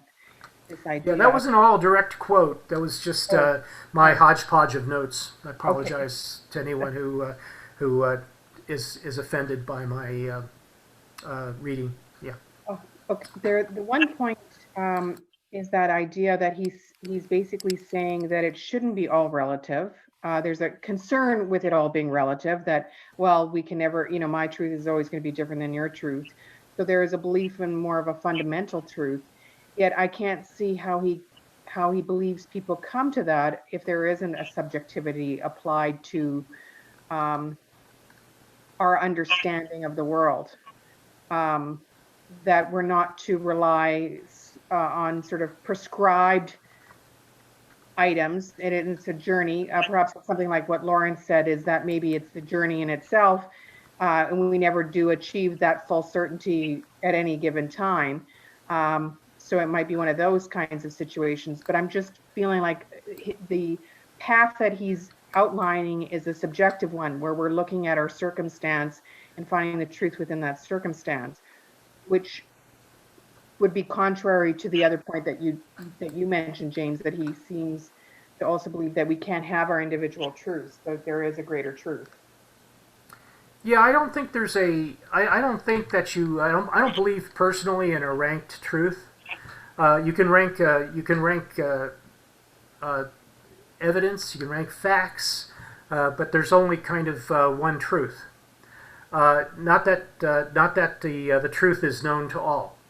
So in other words, the truth is somewhat subjective, as you're saying. There's only some people who know the truth at one time. You might know some truths that I don't know. I think that what I classify that idea as, that you were saying, is skepticism. In other words, can we be skeptical of what we believe together? Of our mythology, as someone was saying. I think it was Scott. That can we be skeptical of our common mythologies? And the truth is that we can be, and we can be, and that includes science. We can be skeptical of common mythologies, and we can be skeptical of science. And probably Nietzsche would not say that that's a sin, or he wouldn't use the word sin. He would use something that would cause dissolution, or something, something that would be destructive, perhaps. But his main complaint is against pessimism. He believed that pessimism is what led to nihilism, and it's the pessimism of society falling apart that causes the fascists to be energized and organized. So that's what his primary societal concern is. And the philosophical concern is not all, that we all agree on metaphysics. It's just that we proceed forward. He wants us to proceed forward with metaphysics because we have a big job ahead of us. We have a whole new reality to construct out of nihilism. So we have to emerge from nihilism and construct a new reality. That's Nietzsche's project, I believe. Okay, so it'd be more process oriented. I just wanted to highlight a couple things just in the chat to see if this is aligned with Nietzsche. Would you say that he believes in a collective truth, or truth through consensus? Can anyone speak to that? No. No. No, he's not. He just believes that truth is one of many values, and that truth is going to emerge as one of many transvaluated values. So it's going to it's part of the future will be recalculating all values. He doesn't want to be nailed down. He doesn't want to be an ought. He doesn't want to be he doesn't want to be part of that conversation. He wants that conversation to be part of the past. That's the residue for him. That's the residue of Christianity, that conversation.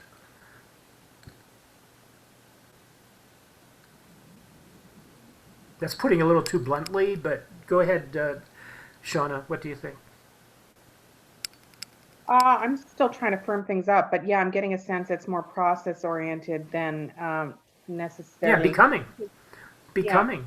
Yeah. it would be contradictory otherwise if I'm using that old lens, as you said, like what Nietzsche might refer to as the old lens of trying to find either an ultimate truth or a subjective truth, but rather just the process of continually reviewing is what's essential. Yeah, where potentiality is going to become the key word for Heidegger, becoming is the key word in the will to power.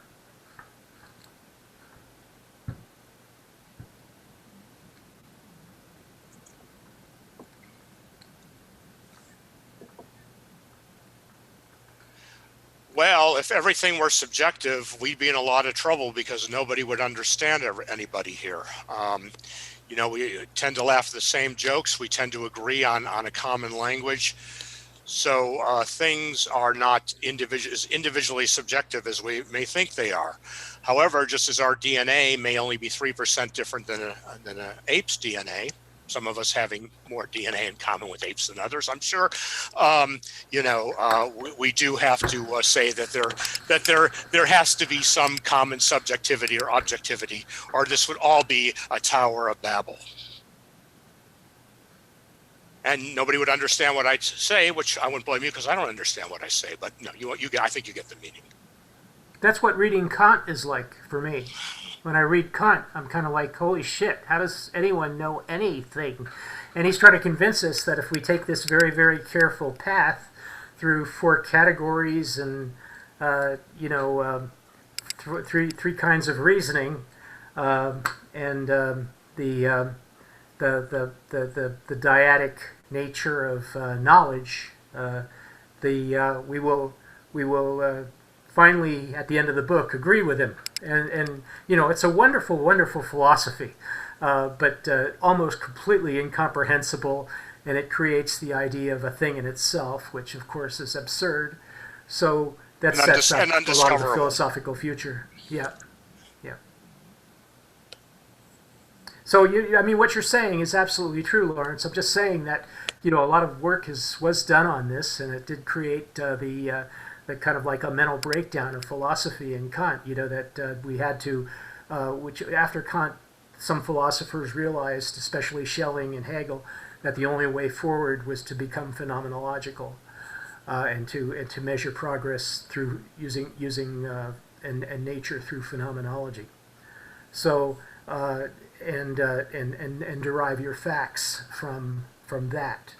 Well. So yeah, so the direction of philosophy in a lot of ways was diverted by the great philosopher, the great Nietzsche called him that. You know, I think he also called him the hermit, maybe. But the idea is that, you know, you had the break in philosophy occurred at that point between.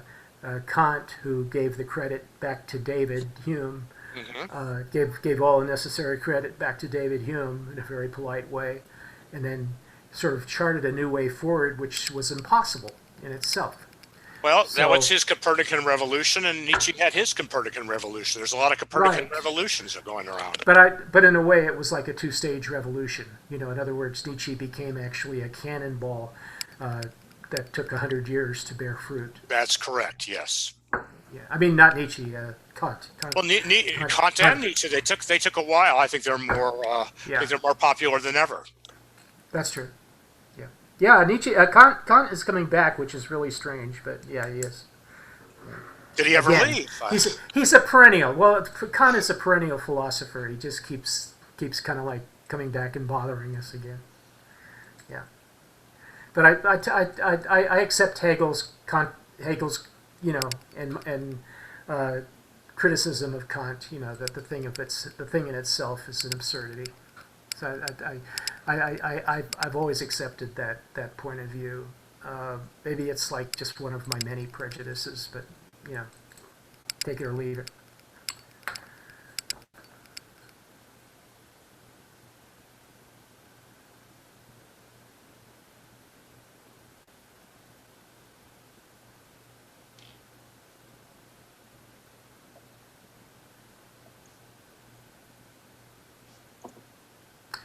So, back to any new themes on Nietzsche?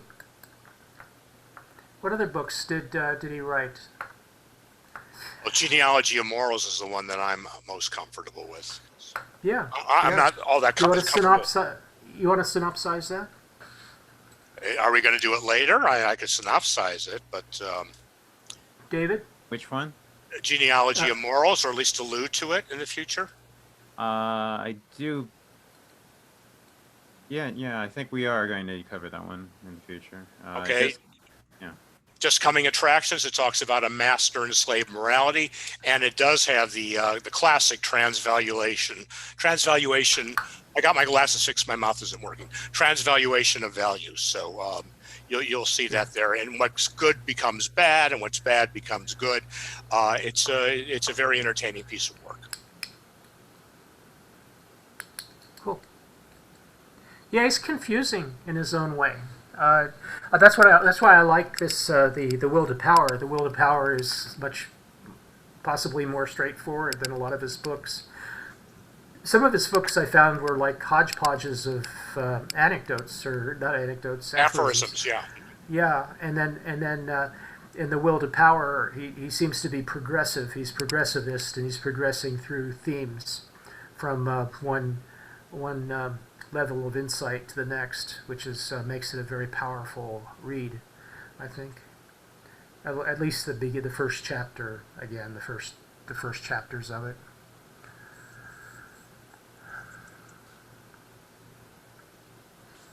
Let's see what else.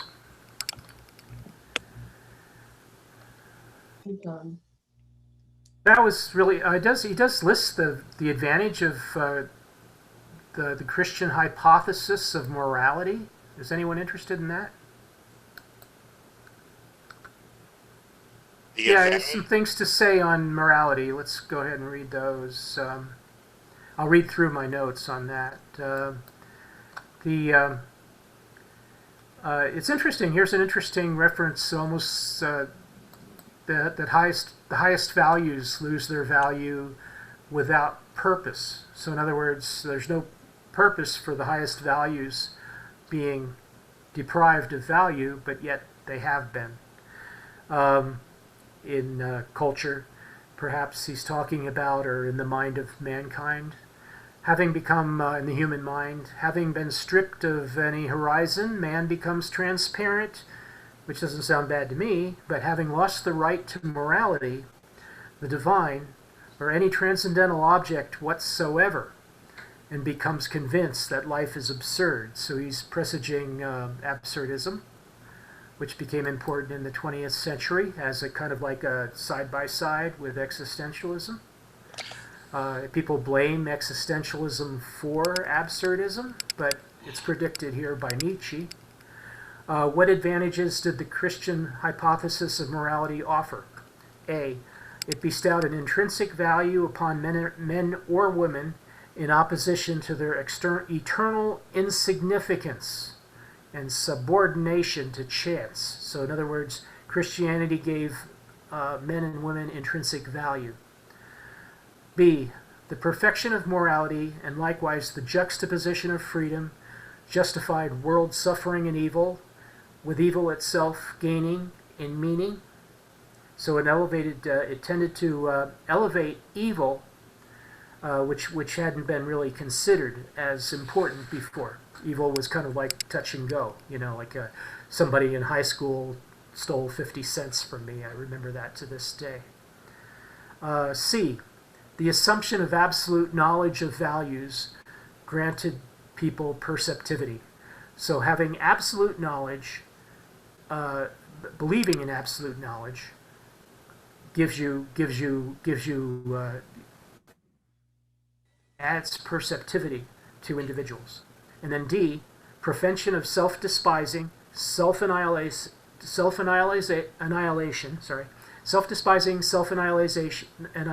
annihilation, despair, and as a quote, self-preservative measure, unquote. So the trying to prevent us from becoming pessimistic about ourself.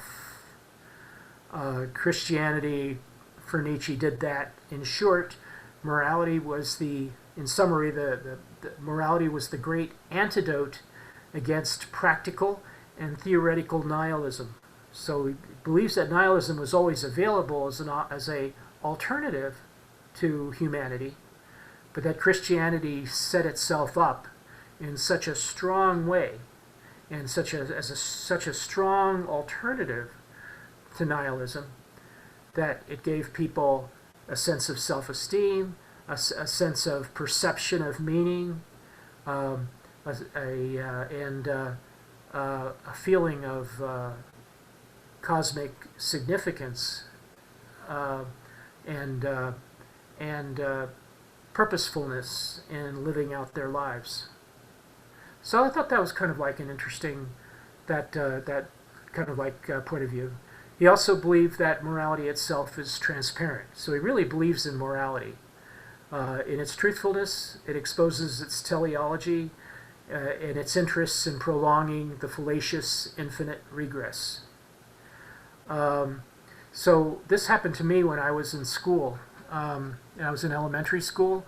A priest, I think he was Benedictine, he came to our school and he spoke to each class individually, and I forget whether the boys were separated from the girls or not. And he told us about infinite regress. He told us about taking an idea like truth and finding out that there was a reason for truth. And once you find out that there's a reason behind truth, then you can also discover the reason for the reason, and thereby create the infinite regress. And he called that a mystery, a divine mystery. That's a divine mystery. So he taught us to think in terms of divine mystery using infinite regress. So this is one of the so-called tricks of religion, is that it can use infinite regress just like any kind of fallacious philosopher can use that as a means of assigning his ideas more value, show that there's a continuation of concepts that goes on infinitely behind his proof. So you create a proof that requires infinite regress, and that becomes profound by definition.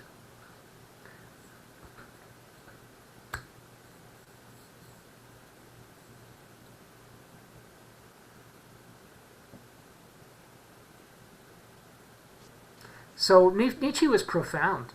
I mean, he definitely saw both sides of the coin. He always saw both sides of the coin. He was born as a fatherless child.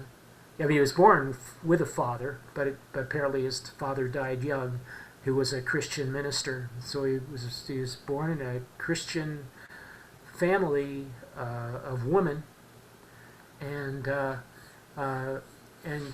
he was half orphaned. His father died when he was young.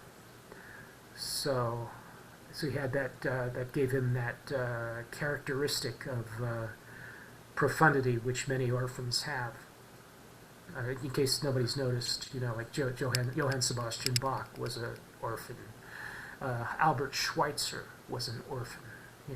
So on. Like many of the great geniuses in history were orphans. Not all of them, but it is a characteristic of life that can have unexpected value. So I think it did in Nietzsche's case, since he realized he was that close to being a fundamentalist Christian offspring, and that he was freed from that by his feminine upbringing.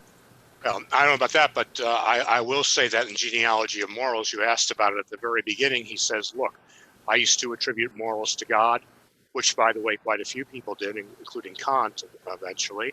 Essentially, not eventually. But he said, but then I cut out God, and I found out, I started researching where did these morals come from. And he believes that using etymology and philology, and he was a philologist, helped him show where morals came from and why we need to rethink them.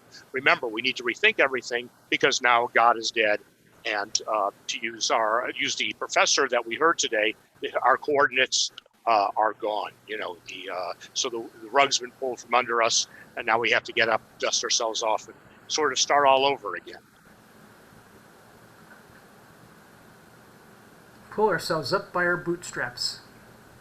I will say throwing God out of morality is certainly using Occam's razor, which is really a pretty good way of trying to explain things. So my hat's off, if I were wearing a hat, to Nietzsche for that. Anybody read After Virtue by Alistair McIntyre? No.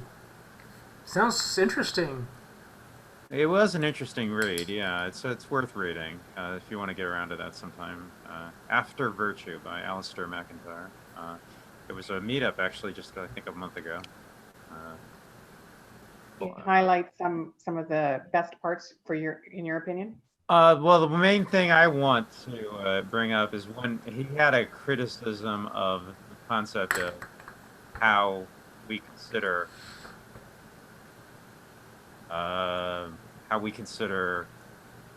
morality as coming from God. I'm going to do this here. This is a quick one here. In the book, McIntyre says, you know what? Got it wrong. I'm sorry about that. The wrong one.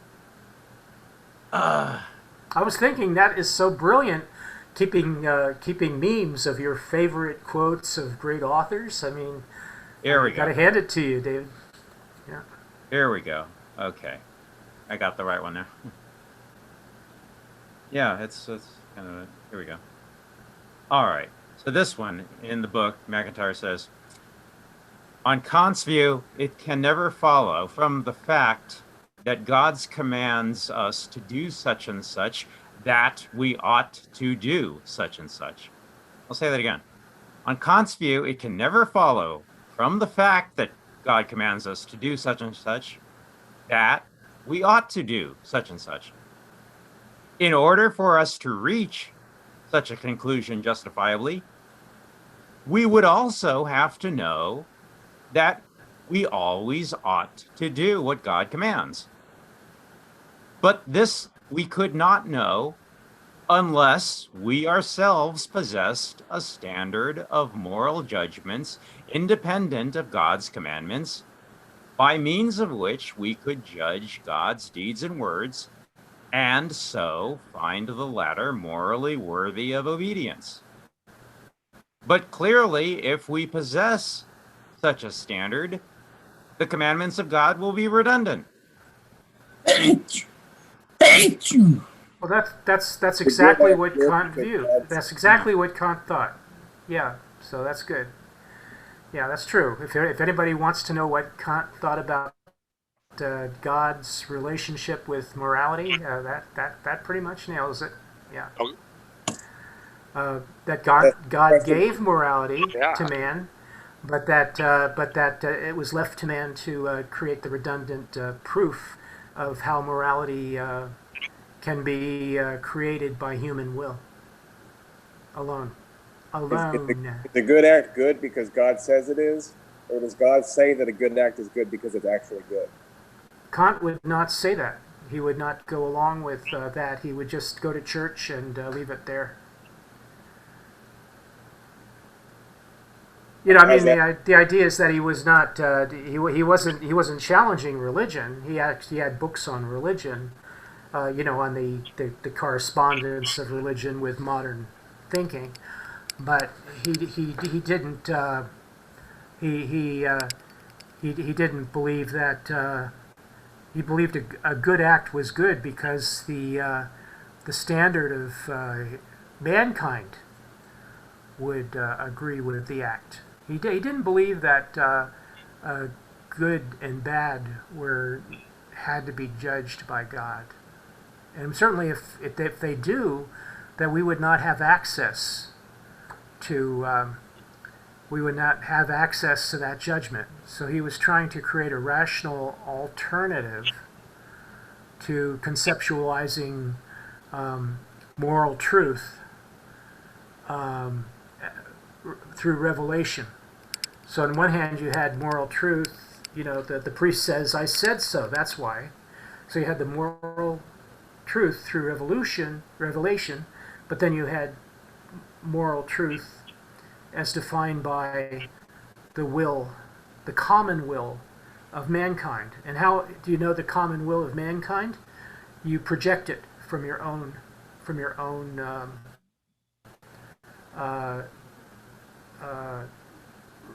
rationality. You project it from your own ability to articulate your will, your own willfulness. If you can articulate your willfulness and form it into put it into a dialectical form that will influence other people, will they agree with you or not? And if you could see that the people will tend to agree rather than disagree, then it becomes a moral judgment. Then it's a moral, it's a moral truth for you. And if they don't disagree, if they don't agree in your imagination, but there's no way to tell for sure, because you can't actually create a California referendum every time you get some crazy idea about what you might have done wrong at last night's meeting or whatever, or whether that was an evil act at that party or not, whether it's going to cause you not to go to the Supreme Court. Yeah, he was trying to come up with a purely formal, objective basis for determining goodness.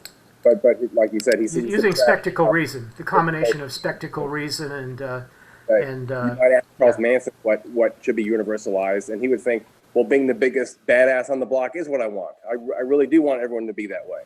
So yeah, it fails for that reason. Well, I don't think he was selling any particular moral truth. He was just talking about objective morality. And he was saying that common judgments are good examples of moral truth. So he did kind of like he didn't wear his jeans too tight. He in the last chapter of Practical Reason, he talks about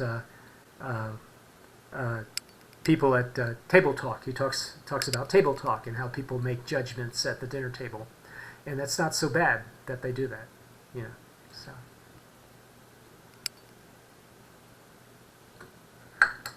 Because they're all practicing. They're practicing moral reason.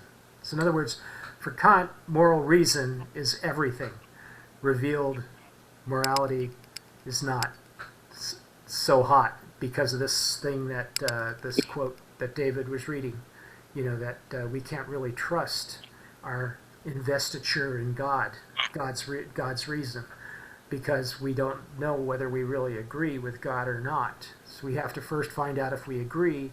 And then if we find out that we agree, that is redundant, because we've developed the ability to deal with morality ourselves. So why are we using God anymore? And then you have the 19th century and the rest. I'm thinking if Nietzsche was here today and he was dealing with people that are polarized, and his first suggestion would be to continue asking the questions and dialoguing, would there be more that he would be saying? Because ultimately it's the process that he's focused on. Does he believe that consensus naturally comes out of this? I wonder. Well, he was concerned about that. I think he was concerned about consensus leading to some of the wrong kinds of social organization. And he was prescient. He was absolutely right. He essentially was predicting Nazism. He was predicting a state of... he was looking for... He could even see into the future and probably see the state of... the seeming state of eternal war for the Germans, just as if there was a state of... Just as there was a... For example, a state of total war for the American Indian. the fact that the Indians could not be at peace with the settlers until the settlers created places for them where they were held to be peaceful and not objecting to colonization anymore. And that's pretty much true for colonies all over the world. Colonization always resulted in more or less permanent states of resentment, leading to revolution. The states of resentment, all the way up to states of revolt.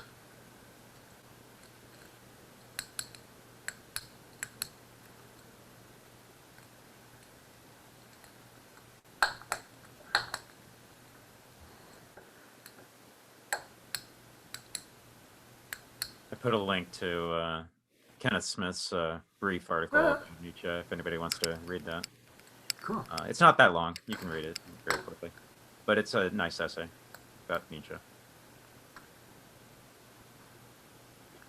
Talks about the last man. Yeah, I mean, we're clearly bringing up a difference between, the common ordinary Joe Sixpack every day everybody that's out there, and what Nietzsche calls free spirits, the people who will flourish, people who are able to go to a higher degree of sentience, and those are always going to be rare. Yeah, that's the an interesting point, David. is always going to be dominant.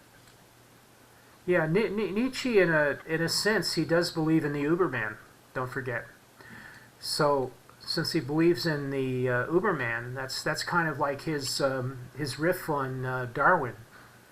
Is that we don't know how evolution is going to end. We don't know how many species we will be rescuing.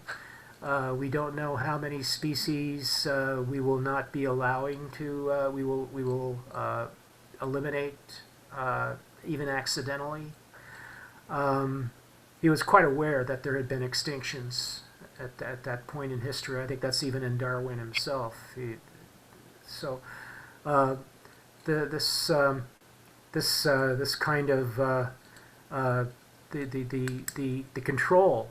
Nietzsche was concerned about the control that man has over evolution and the possibility of altering evolution that man himself would take advantage of in the future. Anyone want to talk about that? Gene splicing? Cloning?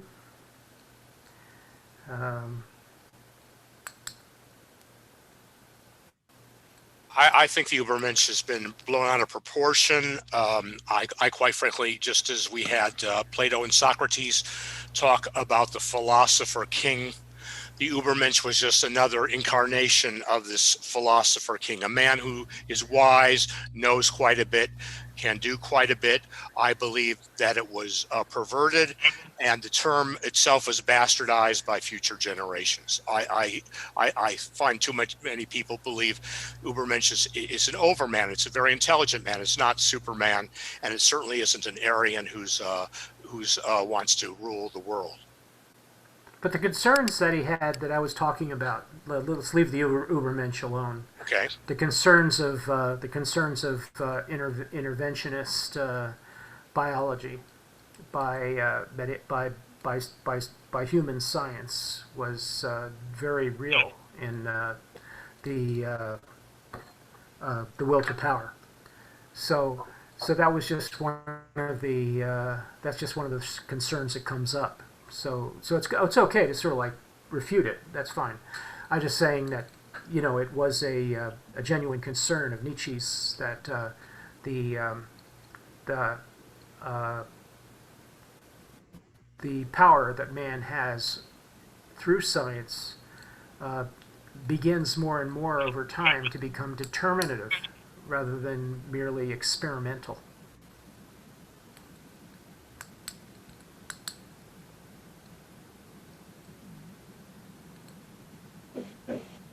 We'll look at what it's called, high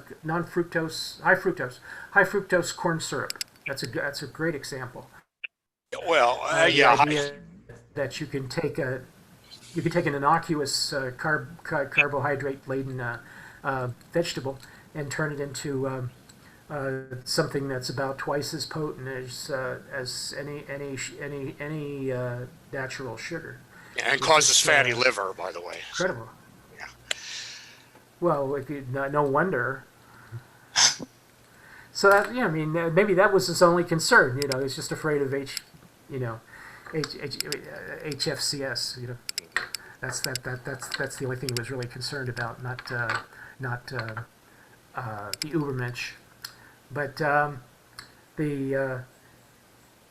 it's just it's interesting when you look at these things. The things he mentioned, the things that just got mentioned in the Spake Zarathustra. Like the Übermensch and the eternal reoccurrence. Oh, by the way, we haven't talked about the eternal reoccurrence too much. Yeah, everything always is the same. Now, in the Spake Zarathustra, he explains that. He says, this is just something to think about. This is not reality. This is like, what if you were not to live a moral life, and as a result of not living a moral life, you would have to relive that immoral life over and over again. In other words, what if everything is always the same, and if you believe in an afterlife, which he thought it was optional. He definitely says in here that you don't have to in the Will to Power that you don't have to believe in an afterlife. That only some people believe in it. But that if you believe in an afterlife, then you might want to consider that the afterlife is the eternal reoccurrence. That whatever you did in your real life is going to continue infinitely. And there's going to be no other truth but the truth that you created during your ontical life. Sound like a preacher saying, watch out what you do, because it's going to come back and bite you in the tuchus. The preacher's son. I mean, it's so obvious. Yes. Yeah. Nietzsche used the eternal recurrence as a litmus for deciding whether you were living the right way. If you couldn't will your life an infinite number of times, then you were falling short of what you should be doing. So you should like Nietzsche, or you should make your life into a work of art such that you could, with peace of mind, be willing to go through it again and again and again. That's how good it is. Nice. Tis a consummation devoutly to be wished. Watch it there, Lawrence.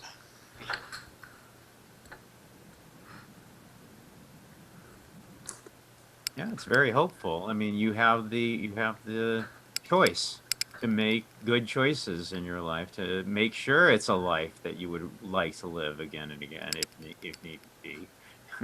So make sure your choices today and this week and this month and this year and next year are the choices that will lead to a life that you will enjoy, that will cause flourishing, that will cause success and health and happiness. But it leaves it on you. It's not fate. It's not fatalistic. It's just your choices. You get to make of your life as good a success and as happy as you can. So it's a challenge. It's a challenge to you. Do you want to have a life that you would be okay with living again if need be? If you think of it like that, yeah, and then you start, well, do I really want to spend today eating potato chips and playing video games? And you'd have to do it over and over. It may not be so bad. I don't know. Yeah. Yeah, but the point is, we'll have a look. If you did that today, okay, but if you did that every day for this week and this month and this year, then in 10 years, yeah, maybe not. Well, the ones that do it, they change games. They spend an average of 40 hours on one game. They're games that are written specifically to last more than 40 hours because they know that principle. They know that the average difficult game takes about 40 hours for a smart game player to solve. So they specifically design their games to provide lasting enjoyment. You know, like the shooter games, instead of always fighting the same kinds of enemies and using the same weapons. New weapons are now that they're online. New weapons are introduced all the time, and the enemies constantly morph in various ways. Scott, remind me, what did you say about artists having discipline to finish their work or something like that? That's the will to power. Yeah, but you said it was something about like for example, the experiments with children, giving them a marshmallow, and they say if you don't. Oh yeah, sorry, yeah, that's right. Well, that's not something else. That's they call it ego depletion, which has since been falsified. As you know, it's a huge scandal for the last 2 years. What I was talking about was internal locus of control. That's the one. Yes. Yeah, that's a key concept in goal setting and goal attainment psychology. That's right. Yeah. Okay. Locus of control. Yeah, I'll have to remember that. So it's a magnitude, like all these variables. So people have a high or a low internal locus of control, and that's the #1 predictor of success in goal achievement. So whoever figures out how to increase the internal locus of control is going to make a lot of money. That's exactly right. So if you play video games all day for this week and this month and this year, well, you may have short-term pleasure, but in the long term, you're going to be in a life that you don't want to live. You're going to lose relationships and lose financial acumen, and you're going to, lose your health, for that matter. You're sitting on a couch all day. So that's not going to be a life you're going to want to live again and again. So that's the idea. You're going to postpone short-term pleasure in order to build and construct a life that's happy, healthy, and successful. Which is called the marshmallow test. Yeah, that's see that all you've learned that in Psychology 101.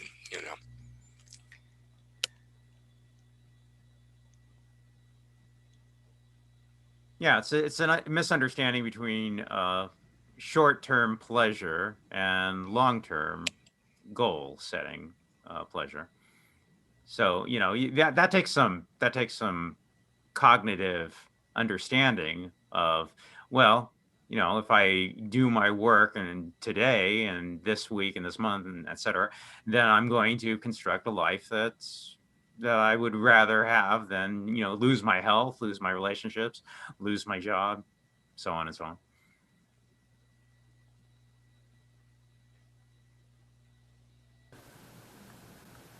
If only my parents had raised me to embrace short-term suffering, I wouldn't be the loser that I am today. I wish I had really strict Korean parents who would have taught me to embrace. My mentor at UT, when his son misbehaved, guess what his punishment was? This is the most accomplished Korean in Texas, maybe in America. He's now the CEO of Samsung. His punishment was that he wasn't allowed to do his math puzzles in the library on the weekend. That's cruel and unusual. That is pretty severe. Yeah. If my dad was like that, I mean, if our dads were like that, imagine how we'd be. And when he was in trouble and he was talking, and his father was telling him about punishment, self-control, and stuff, he said, "Son, you're a rational agent. Do you know what a rational agent is?" And this is the kind of conversations that his dad had with him. Yeah. Anyway, his son is a friend of mine. His name is Sebastian Sung. He wrote the book called Connectome. He's the guy that's mapping the brain at the synaptic level at Princeton. Now he's the CEO of Samsung, the chief science officer.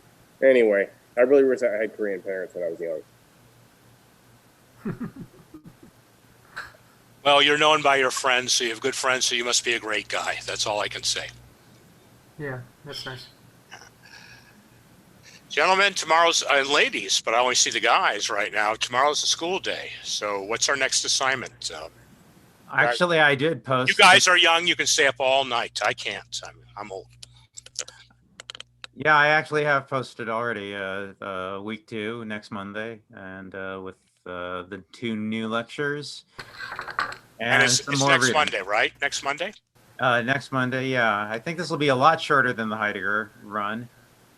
So we'll do 2 a week, and there's going to be some reading, I think, from Gay Science and the Apollo and Dionysus next week. Okay, Apollonian, Dionysian. Let me just save the chat, and I'll bid you all good night. All right, I think we're at a natural conclusion. Okay, I didn't mean to bring it to a conclusion, but That's okay. I'm going to fall asleep and I'm going to snore, and that's going to upset everybody. So, Well, Take so care. far it's been nice to meet you, Lawrence. Thank Very you. nice to Happy meet to, you. Lawrence. See you Likewise, next week. likewise. A great group. Right. Take care. And the chat was, it was really Oh, yeah. excellent. This is. I'm going to be studying that literally tomorrow. I'm not kidding. Not just going. I'm going to peruse it. So, okay. Thank you, everybody. Good night. Okay. So yeah, I have posted the next Mondays on the calendar, and there's some, I think, a fair amount of reading, but I think it's good. I think Nietzsche is a lot more readable than Heidegger, so he's more fun anyway. But yeah, I think this is going to be a good series. So thanks, Al. Thanks, everyone. I guess we'll see you guys Thank you, David. next Monday. Wonderful. Okay. Bye, everyone. Thanks for info, Scott. Oh, good night.